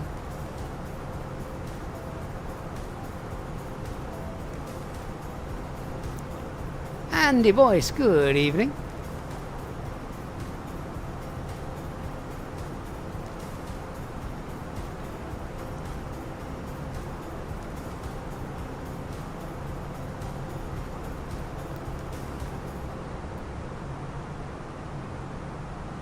The problem with real failure management is I need someone sat in this seat. You need someone sat in that seat. Oh, unlucky, Elliot. You're out of stock. Awesome. Teggy, we are flying Manchester to Oslo, which is real-world EasyJet route starting this November, I think. Flight design says it's like the Lisbon flight. I remember that. We were off to... oh, where were we? We were... Lisbon. Were we going to Funchal? Were we going to Funchal or not Funchal? What's the other island next to it? We might have been going there. We got halfway there. Someone buggered up my aircraft. We couldn't do the approaches. And something had broken, which meant that, according to the Mel, we wouldn't be able to dispatch again. It was a no dispatch item. So landing on a remote island in the middle of the Atlantic was probably not the right call. Couple Pop 19 says, well, you can just set the simulation rate to half and do both yourself. It's not quite how it works. Take it easy next time. I am nervous now. You've seen me. There was a minor failure, there was a major failure, and neither have come up, which means I don't know what's going to happen now. Flaps, or yeah, flaps or gear, that kind of thing. That would scare me. Jordan, was that you with the hydraulics failure? Sounds about right.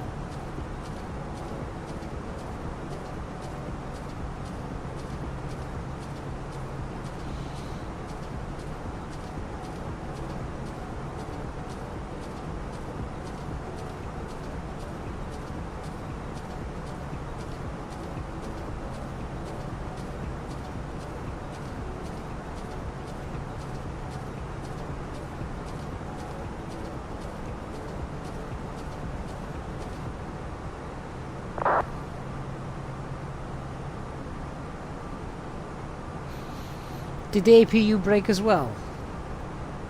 I mean, that could be an issue today, actually, thinking about it. Andy, no Northern Lights tonight? No, not yet. We've got the Parallel 42 immersion pack turned on, but I can't see anything. Nothing there.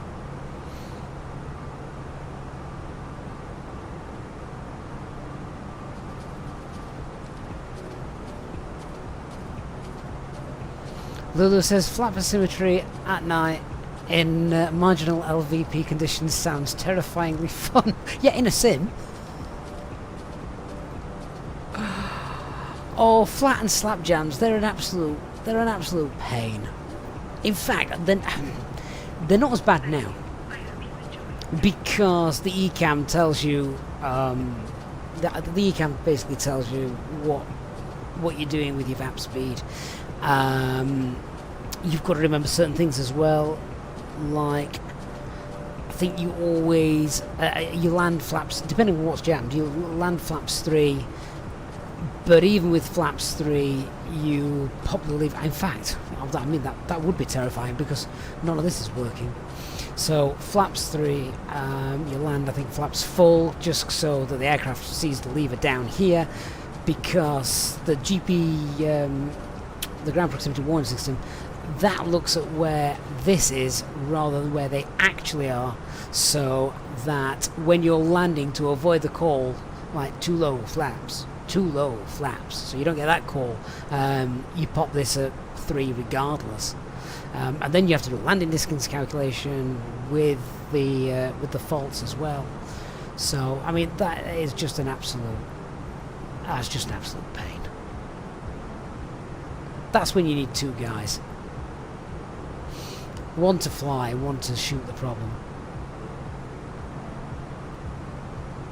Jordan B says there's a big Jet 2 announcement on the 19th. Think they're going to be doing some long hauls? Or they've bought Doncaster Airport.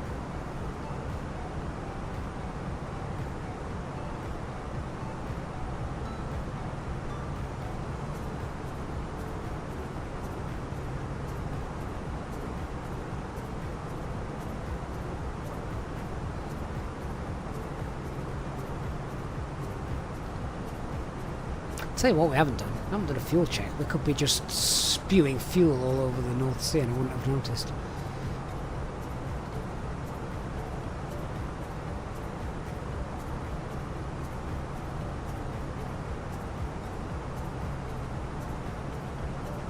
I'm going to request a weather update and then we're going to do a landing distance calculation.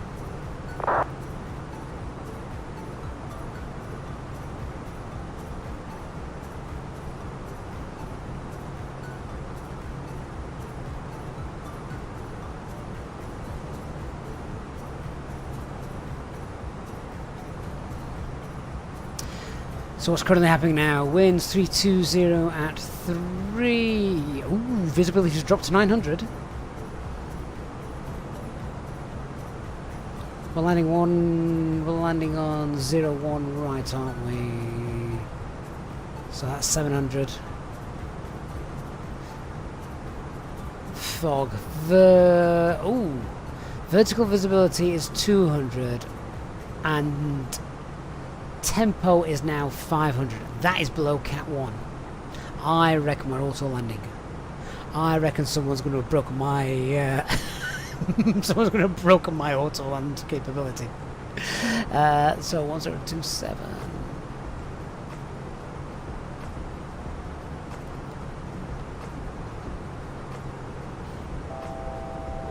Shut up.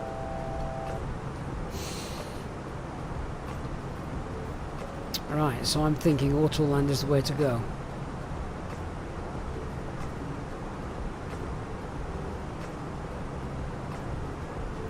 So what's our landing weight going to be? It's going to be 52, 53, 54, 55, 56, 56.6, let's call it 57 then. And we'll have a look at our arrival. So we're landing on 01 right.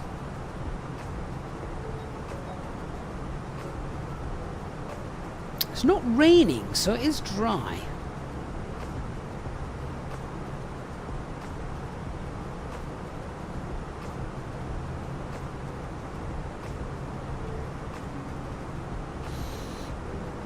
Flaps 3.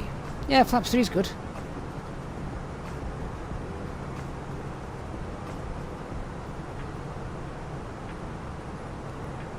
These are questions that pilots get asked quite a lot. You know, flight designers just said, what happens if you have a failure at 500 feet? You're lined up, you're landing. And everyone answers it differently. What happens if you have an engine fire alarm go off and you're 500 feet from landing? I'm going to ask Lulu this, if she wouldn't mind answering. You're 500 feet, you're established, it's a gorgeous day, you can see for miles, and the engine fire goes off, you're 500 feet. Go around, deal with the issue, or land. I'm telling you now, I would find it very difficult to go around. Would you want to take something on fire back into the air? I know the argument is you go around, you shoot the problem, extinguish the fire, do the calculations, come back in.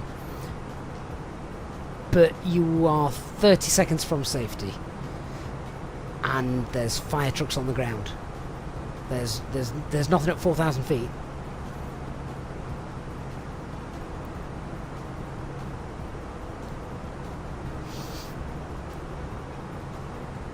Alright, flaps 3 landing's looking good there. Let me just check if we were auto landing. Flaps 3 landing still works.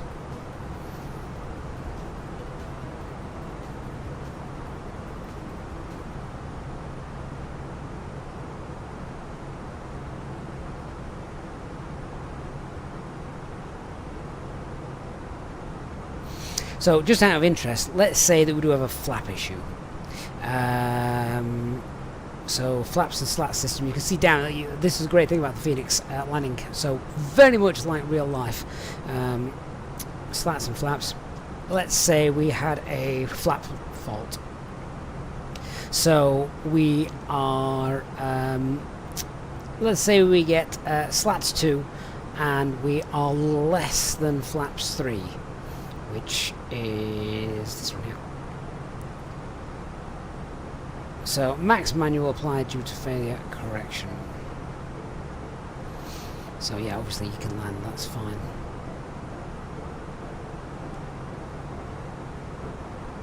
But, max manual braking.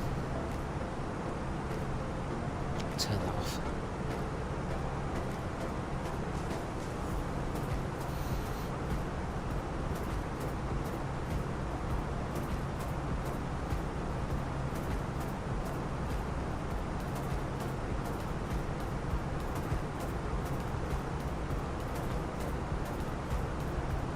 Flight Design says, all it'll say is British Air Tours at Manchester. Lessons were learnt there, weren't they? The first thing is, know the wind direction and point your aircraft into it. So, just looking here, let's say we were landing here with a fire on the engine. So, we would want to turn our aircraft to the right on the runway. Point your aircraft into the wind. We've got a 2-knot crosswind. If we left it straight down the runway, that fire is going to be gently blown onto the fuselage. You don't want that, so point it into the wind.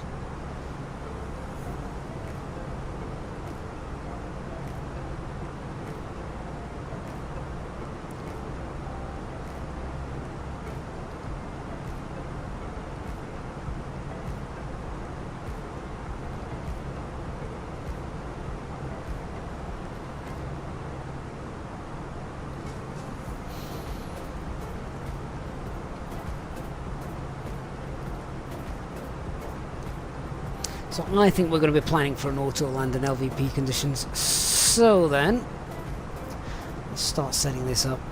That's fine. Let me just have a look at the charts for our landing on this one. Platform altitude is 4,000 feet. So, we're going to go Echo November Golf Mike 01 right. That's our fix. 12 miles. radius.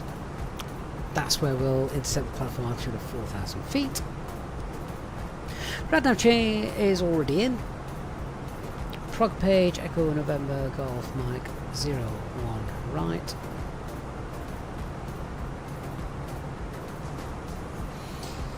Let's put some information in here then. So, what we just had. QNH is currently 1027. Temperature is 9 degrees.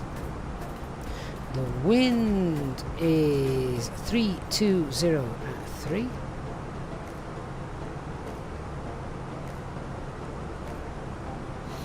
Flaps 3 landing. And the barrow is not going to be used. We're planning auto land conditions. Now, auto land conditions, just double check.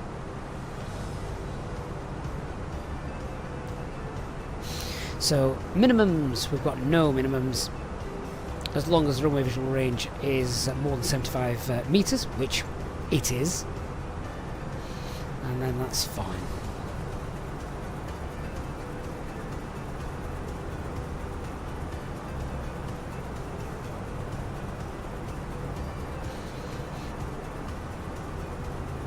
Obviously we are vacating left after landing, just because we know the airport a little bit. Final speed 160 till 4.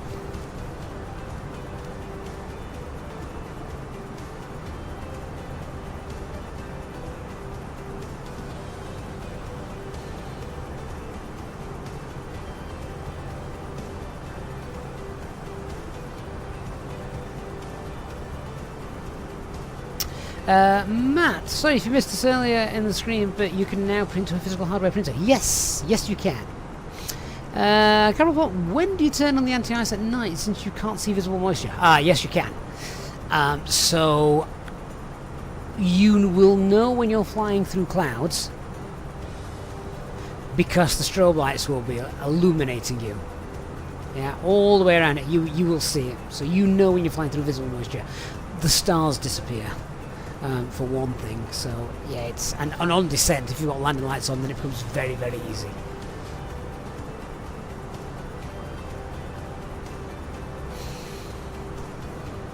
Hey, Dark Shadow. So, yeah, the update that we've got at the moment for the Phoenix, I'll just read through some of the things that have now, you know, been added. If I can find the list. Where's it gone? Okay, so I mean, as per usual, it's quite an extensive list.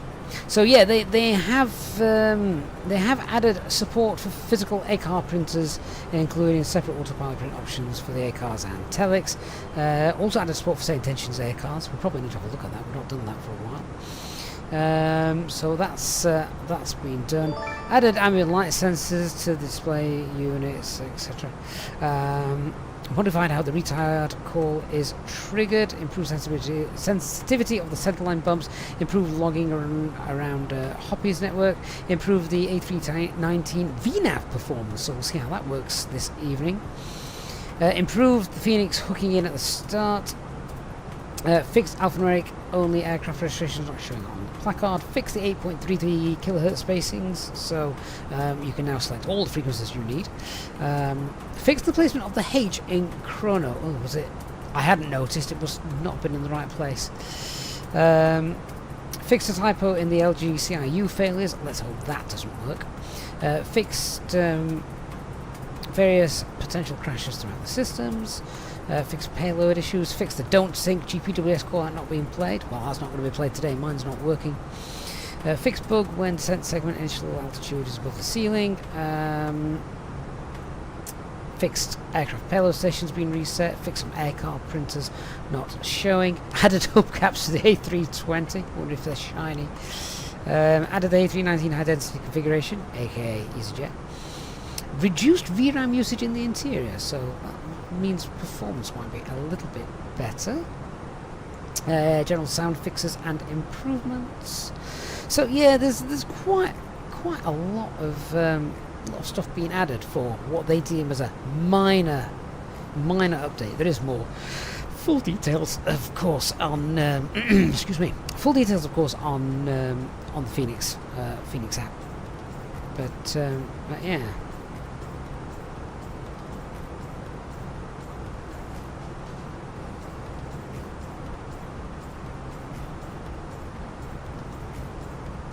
Andrew Williamson, mate, welcome to our First Officers Club. Really appreciate your support.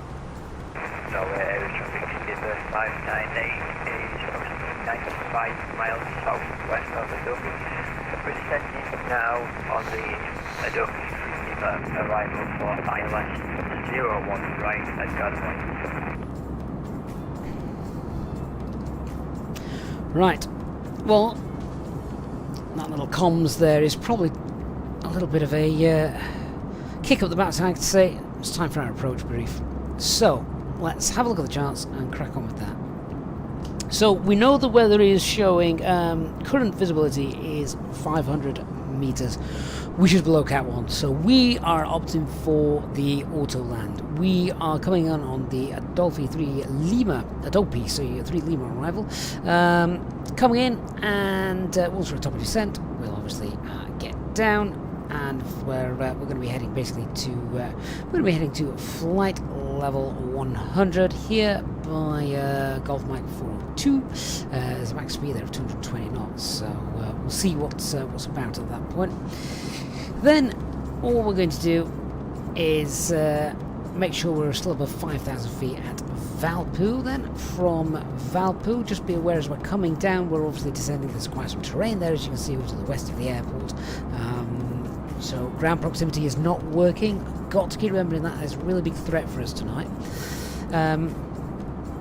So just making sure we stick to the minimum altitudes on here, so then we'll be fine. MSAs, we're coming down there, 5.3, 4.3, 3.4, and then if we go to the actual arrival chart, platform altitude is 4,000 feet. Glide path is a normal 3 degrees. Coming in at Valpo above 5,000 feet. Then we want to be 4,000 feet at Nosla and max 200 knots. That's fine, assuming all my flaps and slats are still working. We've got a minimum speed of 160 until 4 DME. Pappies will be on the left. It's a nice wide runway as well. And it is an auto land, so the go around, in case that doesn't work out, is straight out 2.5 miles. It's a right turn to heading 048 and climbing 4,000 feet, 2.5 miles from the ILS DME. And there is the little blue line that we've got there. Once we've landed, we are vacating left. Let's have a quick look where we can expect that to be.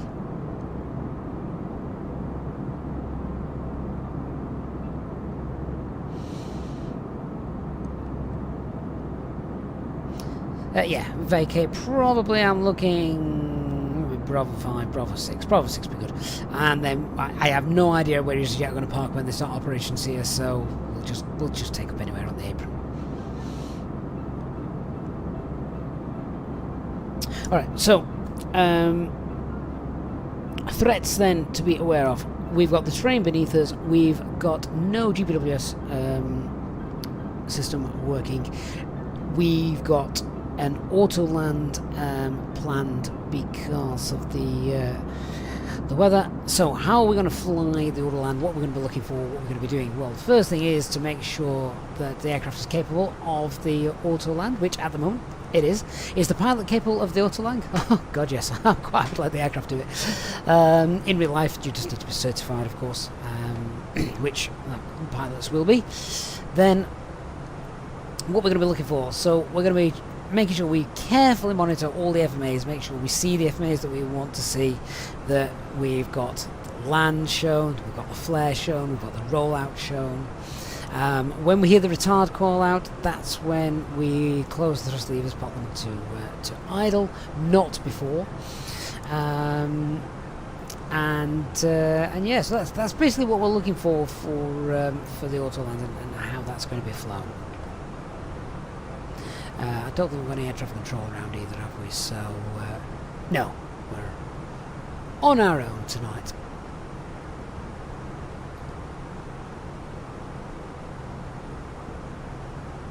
And maybe with an aircraft that's got an issue. But I don't know what that issue is yet. I hope it's something really minor.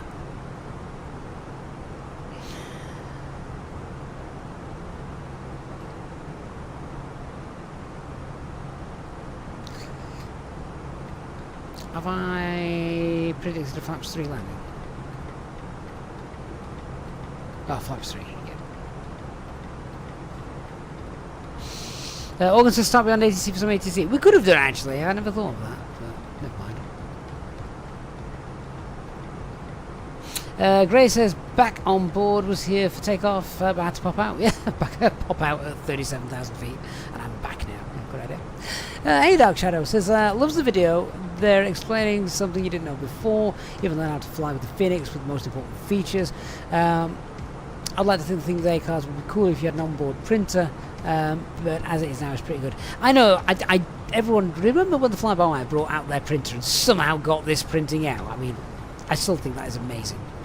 It would be kind of cool if we had that now as well. Steve, is the crew oxygen off? I hope not. No, you'll have seen this, landing flap 3. Patrick, what VRF speed do you choose, flaps 4 versus flaps 3? Whatever it tells you down here. I mean, you don't choose it, just leave it in managed speed and it'll do it for you. So VAPS 133 for flaps 3, flaps full 127, so that's 6 knots difference. And we're pretty much there at our top of the descent then now, aren't we? Check the fuel, we've got just over 4.5 tonne, which is fine.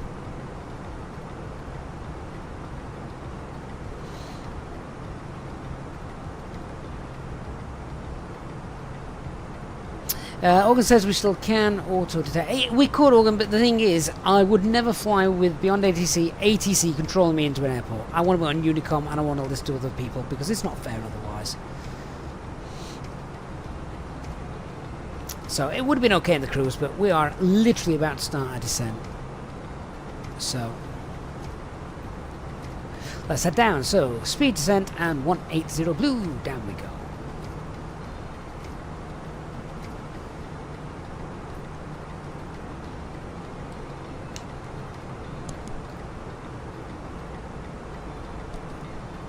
And finally, now is the time I'm starting to drink my tea, which is just the right temperature. On the descent, on the important bit.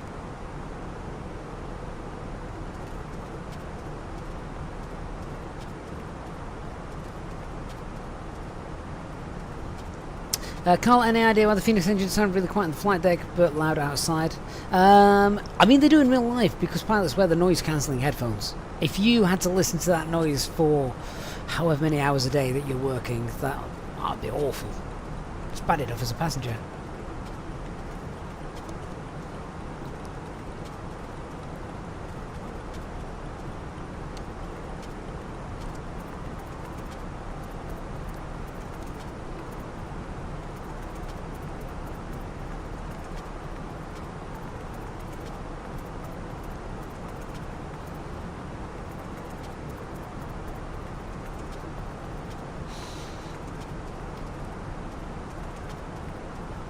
So we'll make some comm calls when we get to Adobe, which is about 60 miles away, as we can see.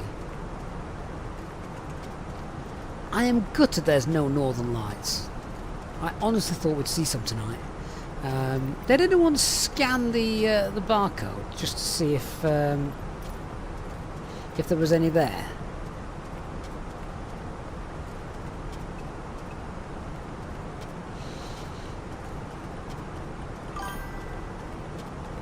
FPWA 380, thank you for the follow.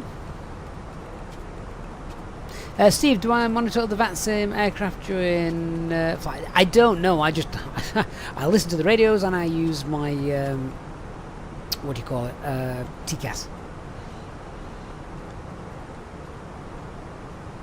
That barcode keeps changing, doesn't it? I wondered what that was.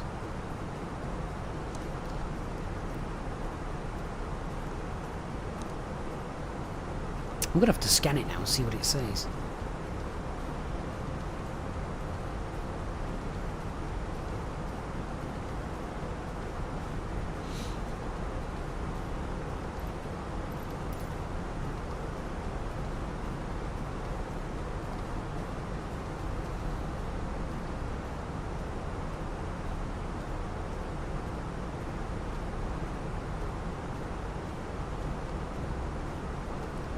Oh, my phone's frozen. Oh well, no idea what it says then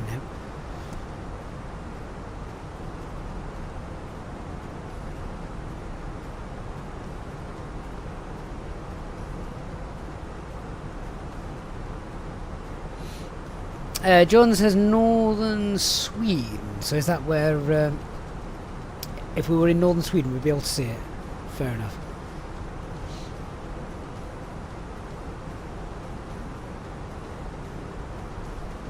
Mega Flycraft, the most important threat is a lack of in-flight coffee. That depends who's made the coffee.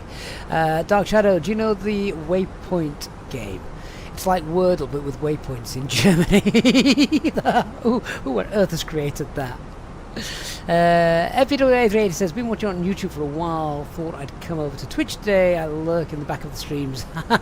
I've been very well, thank you. Oh, don't lurk. We love people that are going on stream, particularly if you're here for the first time. Is anyone else watching the stream for the first time? Or rather, is anyone watching the stream and has done recently or before but never actually said anything? If so, please say hello, give us a wave.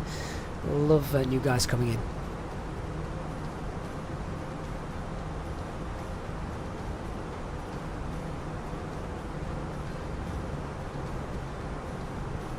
John says, yeah, very north, out to the Barents Sea. Oh, we're not going that far north, are we?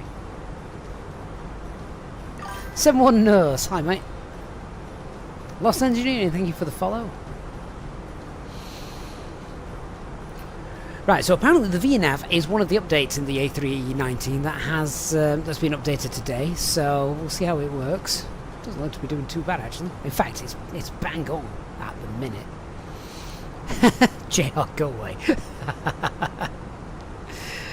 You've been lurking for 40 years.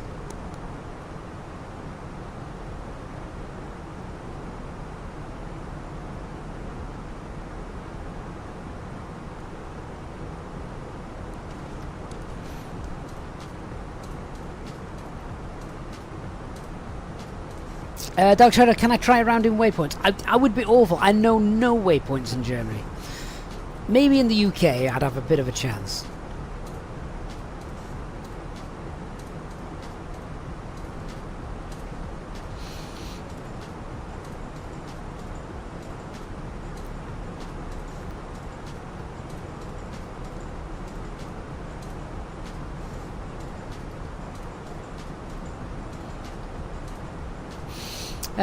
Oh, good. That sounds like something you'll be able to sort out yourself on Discord.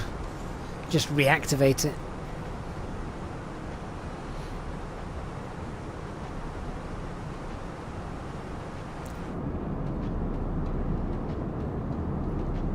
That is quite nice, isn't it? That's lovely. What a picturesque view there.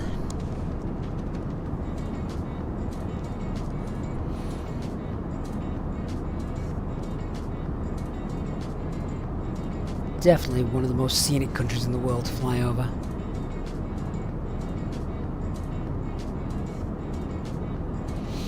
Barry, how many 319s do they have compared to 320s? Oh, Barry, I have no idea. Quite a lot. I mean, they're all much of a muchness. They have loads of 320s. I think they probably have slightly less 319s. And they have the A321s and A321 Neos as well.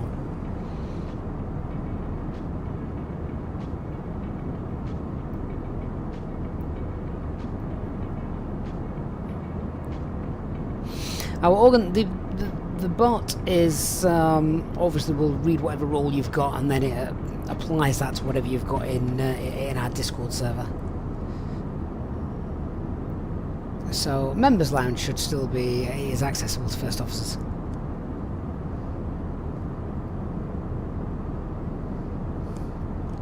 Okay, what part of the journey are we up to? Oh, we're in descent now.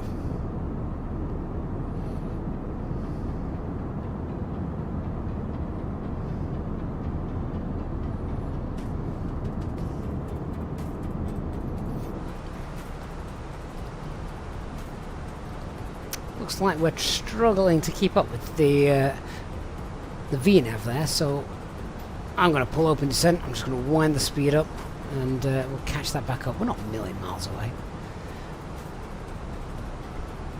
Is anybody able just to grab me the latest METAR for Oslo, please? Just so we can keep an eye on that. Flight Designs, thank you for checking on that.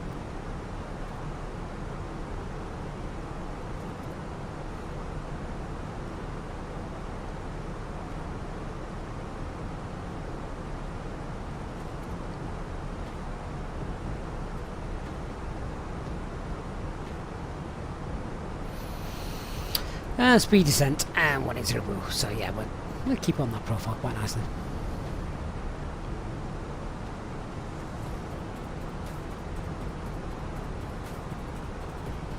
TFX bought the Simwings, not Manchester, Munich, and somewhere else, Hamburg. Any idea whether the docking system isn't working? So the docking system is that you normally get, the one I use here on stream, is part of GSX. Right, what we got then? Latest METARs there, 21, so that's about just under half an hour. 3104, right, so that has been updated. So that is 310 at 4.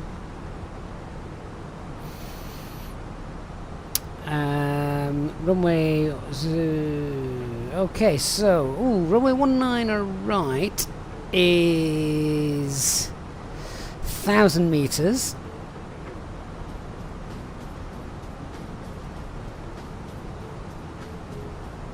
But we've got tempo. Vertical visibility is 100. Wow, 100 feet, and tempo 500 feet fog. Yeah, I'm still auto landing. I would hope that in real life they would be on LVP conditions.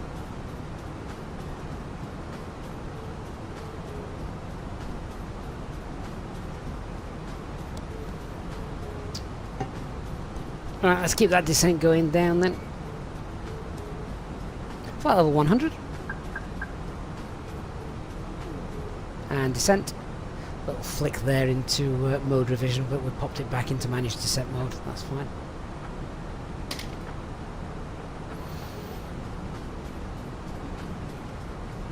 Oslo, Garmin traffic, Easy34 Alpha Mike is overhead Adobe for the Odopa 3 Lima arrival. Will perform the full procedure for ILS 01 right, flight level 170, speed 280.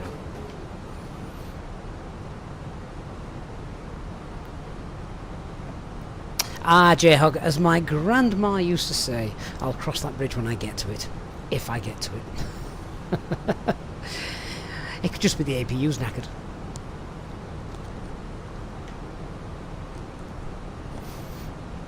Either way, I'm already looking at this and seeing fog and mist. That is really cool. Seatbelt signs on.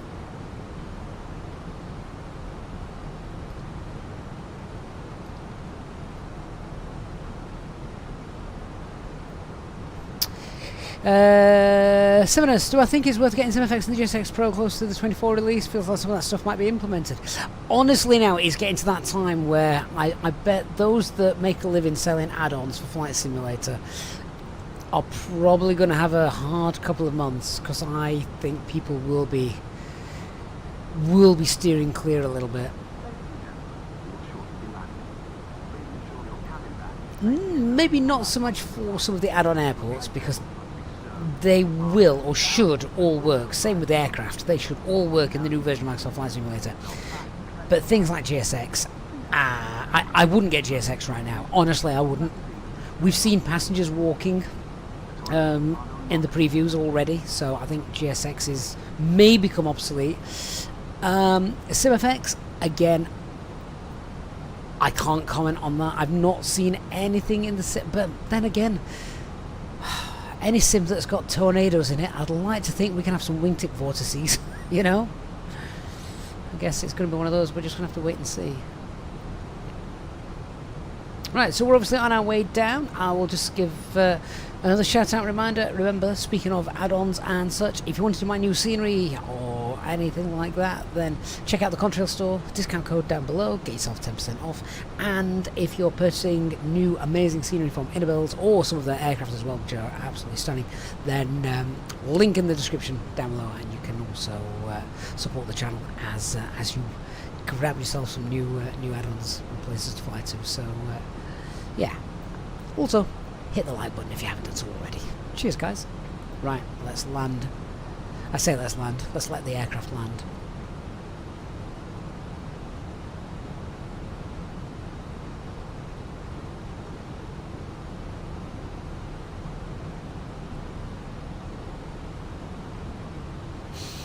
Gaming City Planet, any new news regarding like the Innobuilds A350? Not yet, no.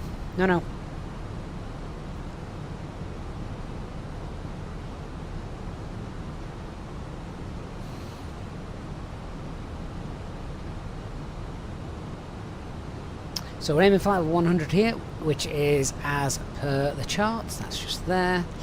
Then we're going to make our way round here, getting ourselves slowly down to around 5,000 feet at Valpo. So we're going to continue that nice descent now.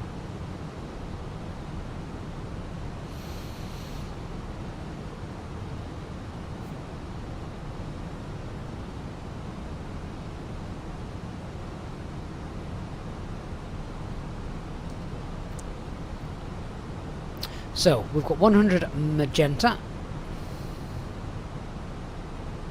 Alt start, and we're in descent mode.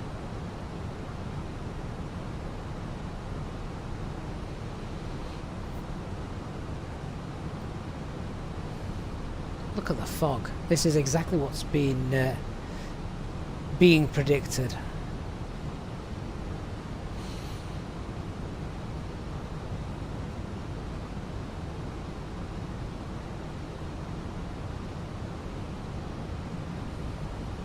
Love that reflection of the moon there on the lake.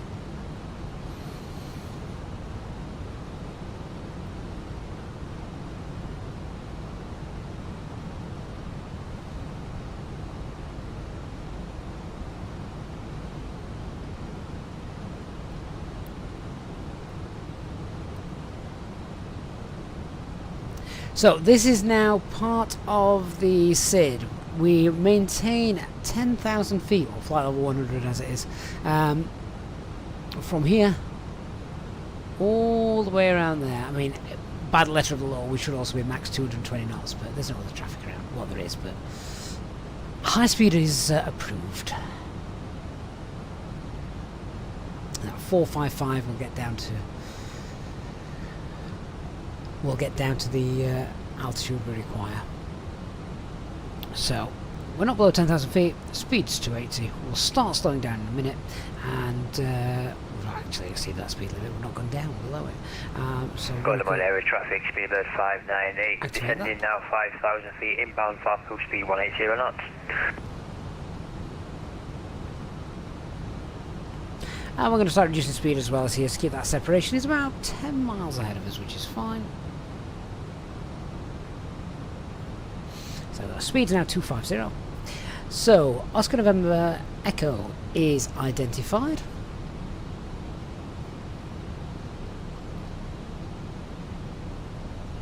Wow.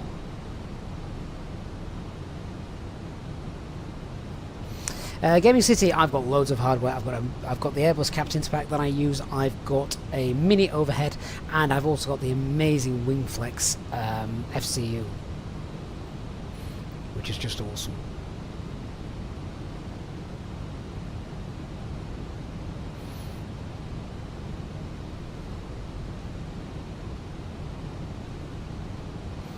Hey, Dorster Manual. Only one person I have ever known in my life has called me that.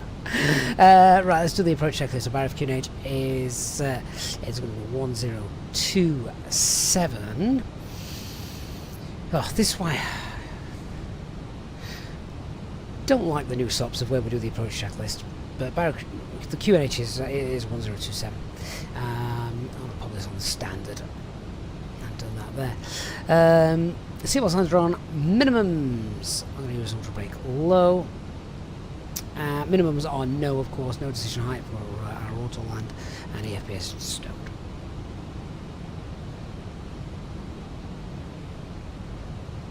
No gaming system power. I've got a custom built mini overhead. There's a video about it on the channel if you want to check that out.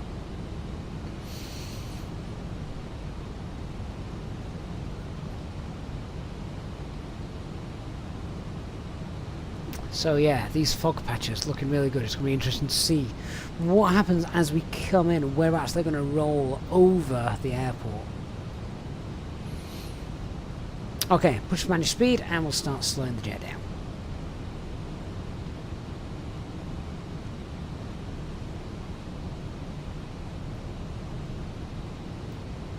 Following a heavy 777. Bit of wake turbulence. I wonder if we'll get that in... hopefully we're going to get that, aren't we, in Flight Sim 24.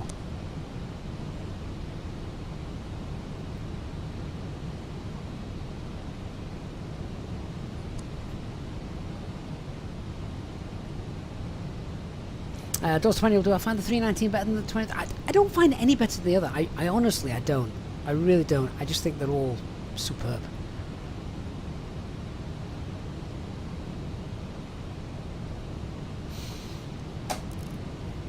Get the landing lights on.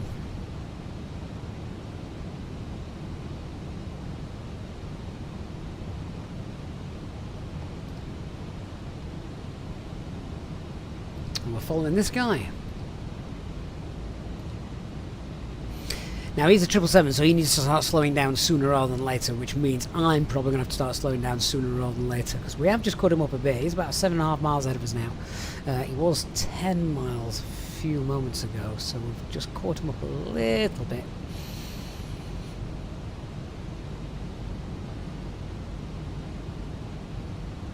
And we should now just hit that constraint and start that descent.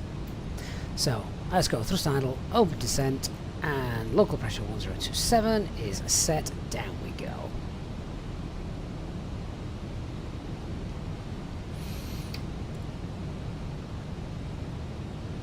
Still got a fair way to go.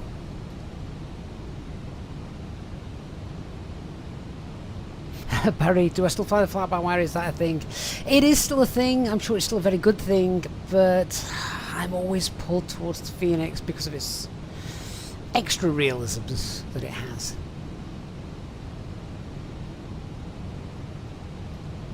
We've got an aircraft behind us as well over there. Just can't quite see him because of the angle. A little bit of moisture in the air. You can see a reflection from the strobe. There he is. That's the aircraft I was looking for.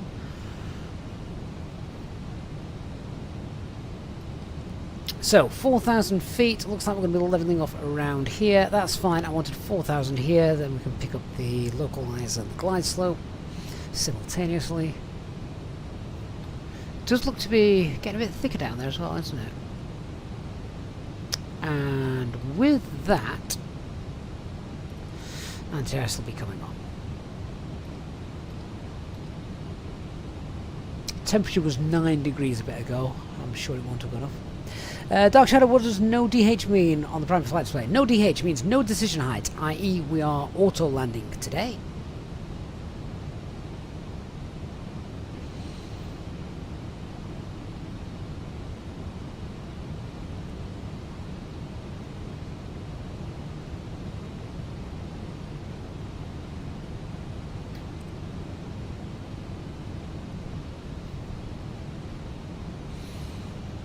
Here comes the fog. With the Parallel 42 sim effects though, flying through clouds looks really good. Where's he going?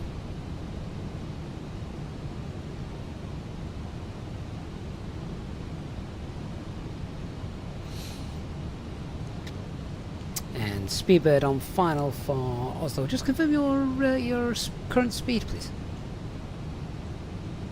Aircraft calling Speedbird 598. We're 180 knots at the moment. Roger, thank you, Easy 3 Mike. Right, so if he's 180, we need to start slowing down. So flaps 1, speed's checked, flaps 1, and we'll do the same. Let's keep that separation there.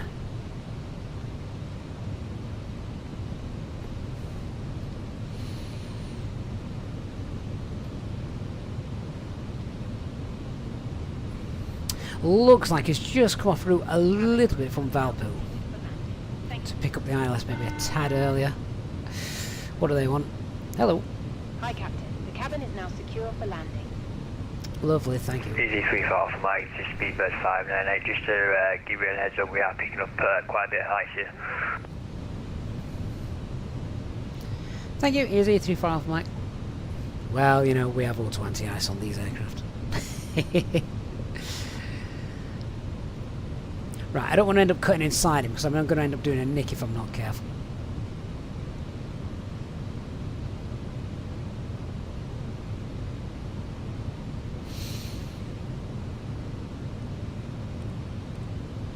So, let's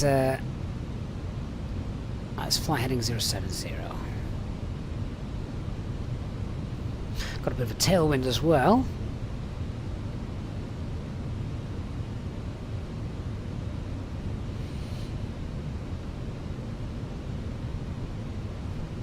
We'll sequence that flight plan.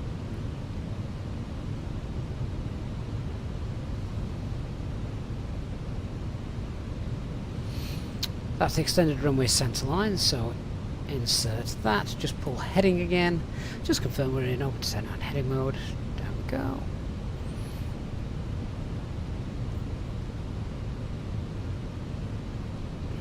And now let's just reduce the VS, so you can see now I'm just reducing VS about 800 feet per minute. That'll get us about 4,000 feet here, which is fine. Which is fine.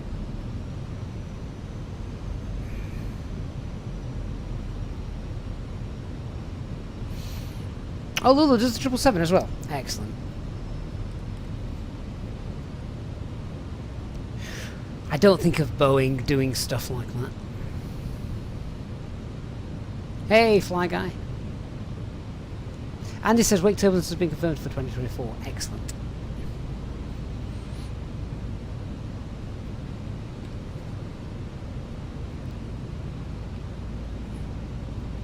Right, so alt glide slope, lock blue, Cat 3 dual, autopilot 1 and 2.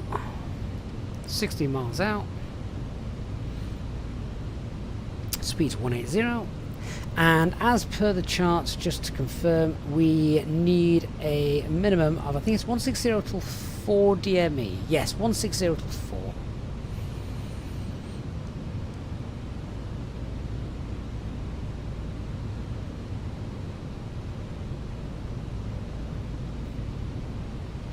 Here comes that glide slope.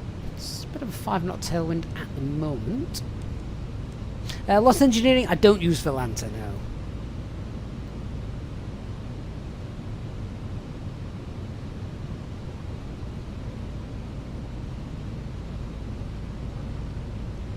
And also traffic Easyjet 273 entering the hold over Valpo. Also traffic. Got my traffic, Speedbird 598 on 8 mile final, 01 right. Oslo traffic EC3 for Alpha Mike establishing now runway 01 right, 14 miles, speed 180.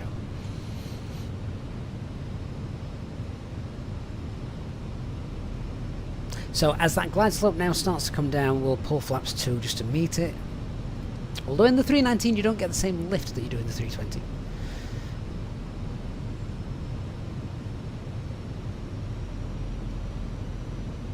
Tell you what, I think it's got that weather spot on, hasn't it?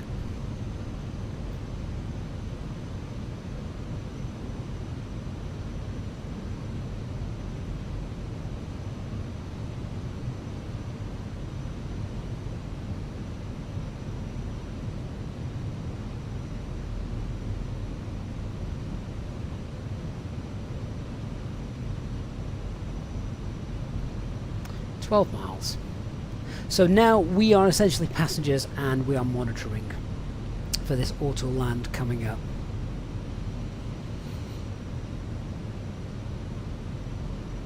Musas, this is Microsoft Flight Simulator's weather. Yeah. Right, flaps 2 and speeds checked. Flaps 2.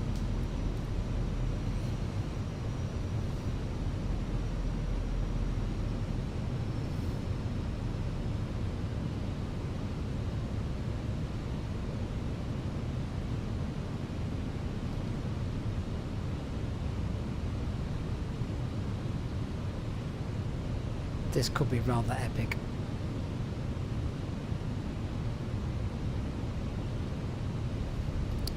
Right, glide, slope, and localizer captured. Mr. Fresh altitude is 4,000 feet, so that is set.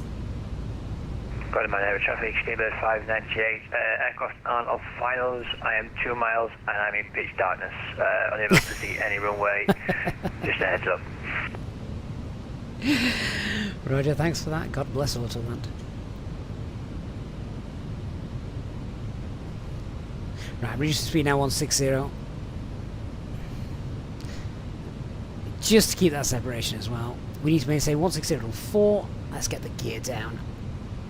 It's a little bit earlier than normal, but you can see we're not actually bleeding loads of speed off, so gear down. Spoilers armed.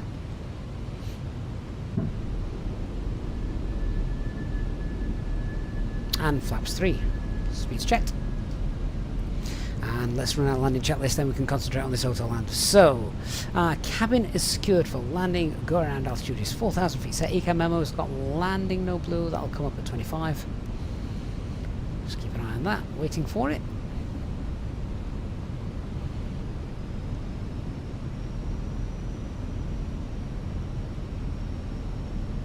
There we go. Landing no blue. I can't remember the last time we did an auto land. It's very rare.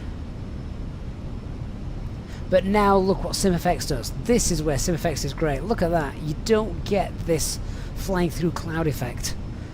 I've not seen this before. Nighttime, mist, SimFX in. That looks freakishly good.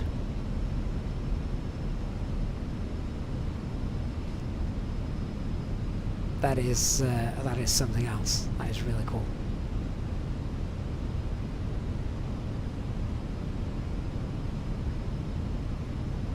Without the sim effects, you just see the same image. You don't see the clouds like brushing over.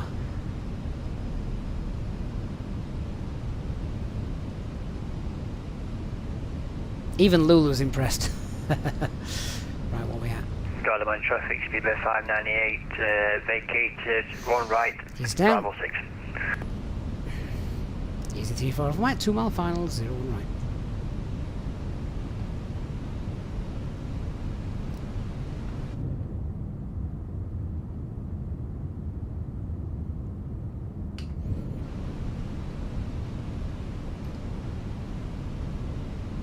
Just starting to see a little bit of ground. So now we need to start monitoring this. 500 feet, so we're stable. Traffic easy, 243, 8 miles final for runway 01 right.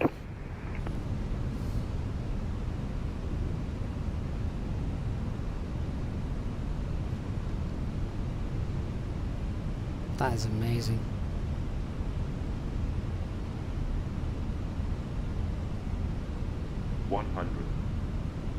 Land. 50, 40, Flare. 30, 20, set, retard. Idle thrust.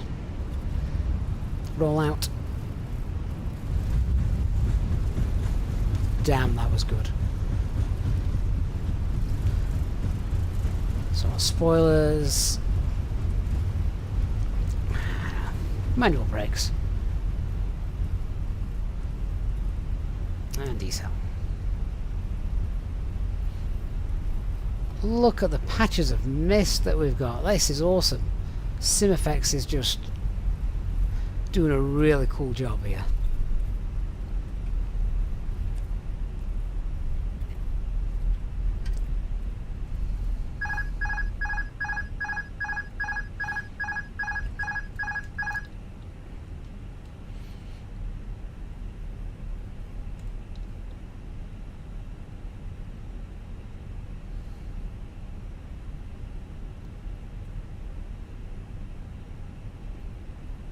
Oslo traffic runway 01 right vacated.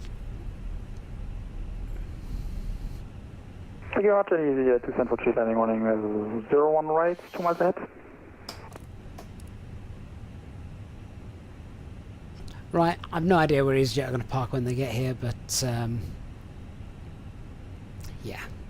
We'll just take a gate and then we'll look at the replay because that was stunning. Thoroughly enjoyed that. We don't get to do autolands too often. Let's get the AP up and run. James says new sub. What? Just because of how good it looked. But thank you, Jeremy. I appreciate that. Will shortly be leaving their seats to perform safety-related duties. However, we ask that you remain seated until the fasten seatbelt sign has been switched off.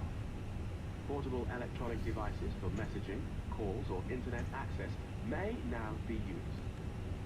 Please make sure that you take all your personal belongings with you, checking in the seat pocket, underneath the seat, and in the overhead lockers. Our beautiful 777 that we saw, of course. Should we go next to him? Why not? On behalf of the captain and the crew, it has been our pleasure looking after you today. Our ground crew will help you complete your Easyjet journey. For the latest news, promotions, flight and destination information, check out our official Facebook page, Twitter, or Easyjet app. Lulu says the autolands are extremely demanding and high workload in real life, for sure. Well, yeah, because what you're doing as well, the person sat next to you, obviously, you've got probably, as well as just monitoring the different modes that we got there, but the altitude, the call-outs, that kind of thing, cross-referencing it with the distance and what altitude you should be at, all that kind of stuff. Make sure the aircraft is basically doing exactly what it needs to be doing. Andy says that was a perfect commercial for the immersion pack. It looked fantastic. It did, didn't it? It really did look better than I thought it would do. Andy's saying, loves MFX, you feel the speed. You do, you can actually feel it for the first time. It's not just a static picture. Hello, traffic Easyjet 273, you're runway vacated. And, yeah, that will do.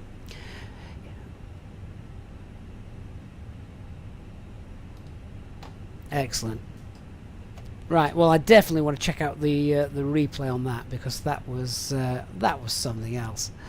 Let's have a look. We need to go off VATSIM for that, of course. Now, did we actually get any problems with our aircraft? Doesn't look like it. Looks like everything was pretty normal. I wonder what the failures were. Did anything actually occur?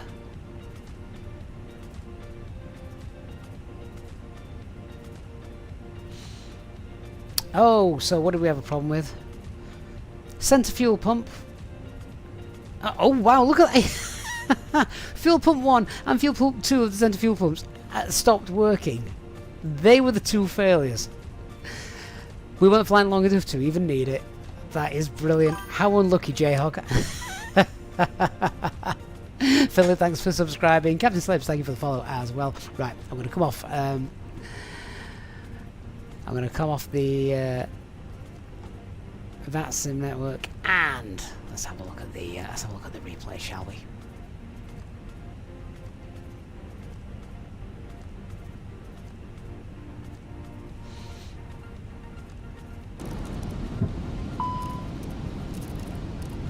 So yeah, as we were coming down, that looked absolutely superb, didn't it? I thought that was brilliant.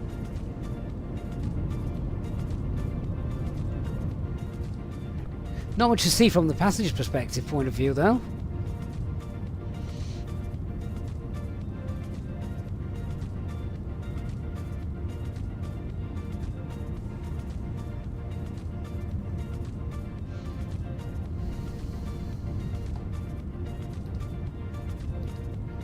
Hats off to Microsoft as well and the Azobo servers, because that weather is exactly what the METAR was saying.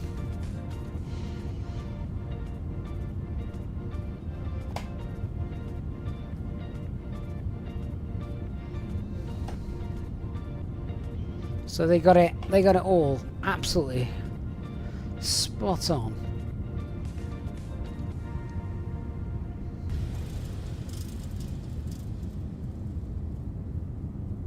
Love the way those strobes are illuminating everything. You've got the shadow as well of the aircraft, the wheels. That was probably one of the most immersive landings I think I've ever experienced in Microsoft Flight Simulator. Come on, Flight Sim 24, what have you got? How are you going to up your game on that one?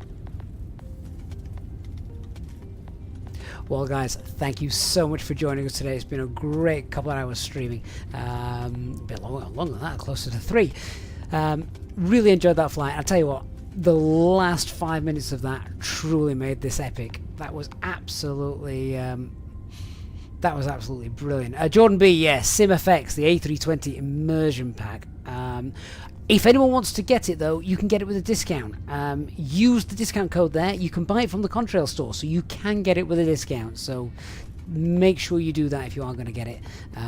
Save yourself some money, because you need SimFX and then you need the A320 add-on pack for the Fenix. In fact, it's not just the Fenix; it does all the A320 aircraft, the inner-builds, the fly-by-wire, the Fenix aircraft, the A319, the A321 as well. But yeah, there's the discount code, so make sure you use that as well. Save yourself some money when picking that up.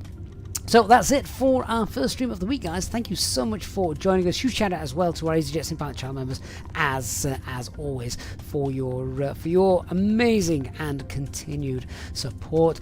Our next stream, of course, will be advertised on the on our Discord server. Flight Designs, thank you for flying alongside us as well. All good stuff. I'm going to leave you as per usual with our replay, but until next time, guys, massive thanks to everyone who supports us, and Easyjet Simpilot channel members, all our new subscribers as well, and those of you on Twitch. The Twitch family slowly growing as well, so guys, thank you for that. But yeah, I will leave you with clear skies to begin with, and well then, yeah, it ended up rather foggy, didn't it? Let's enjoy the final replay as we rerun that. What an absolutely beautiful sight. Thanks so much, everyone. See you all again very soon. Good night.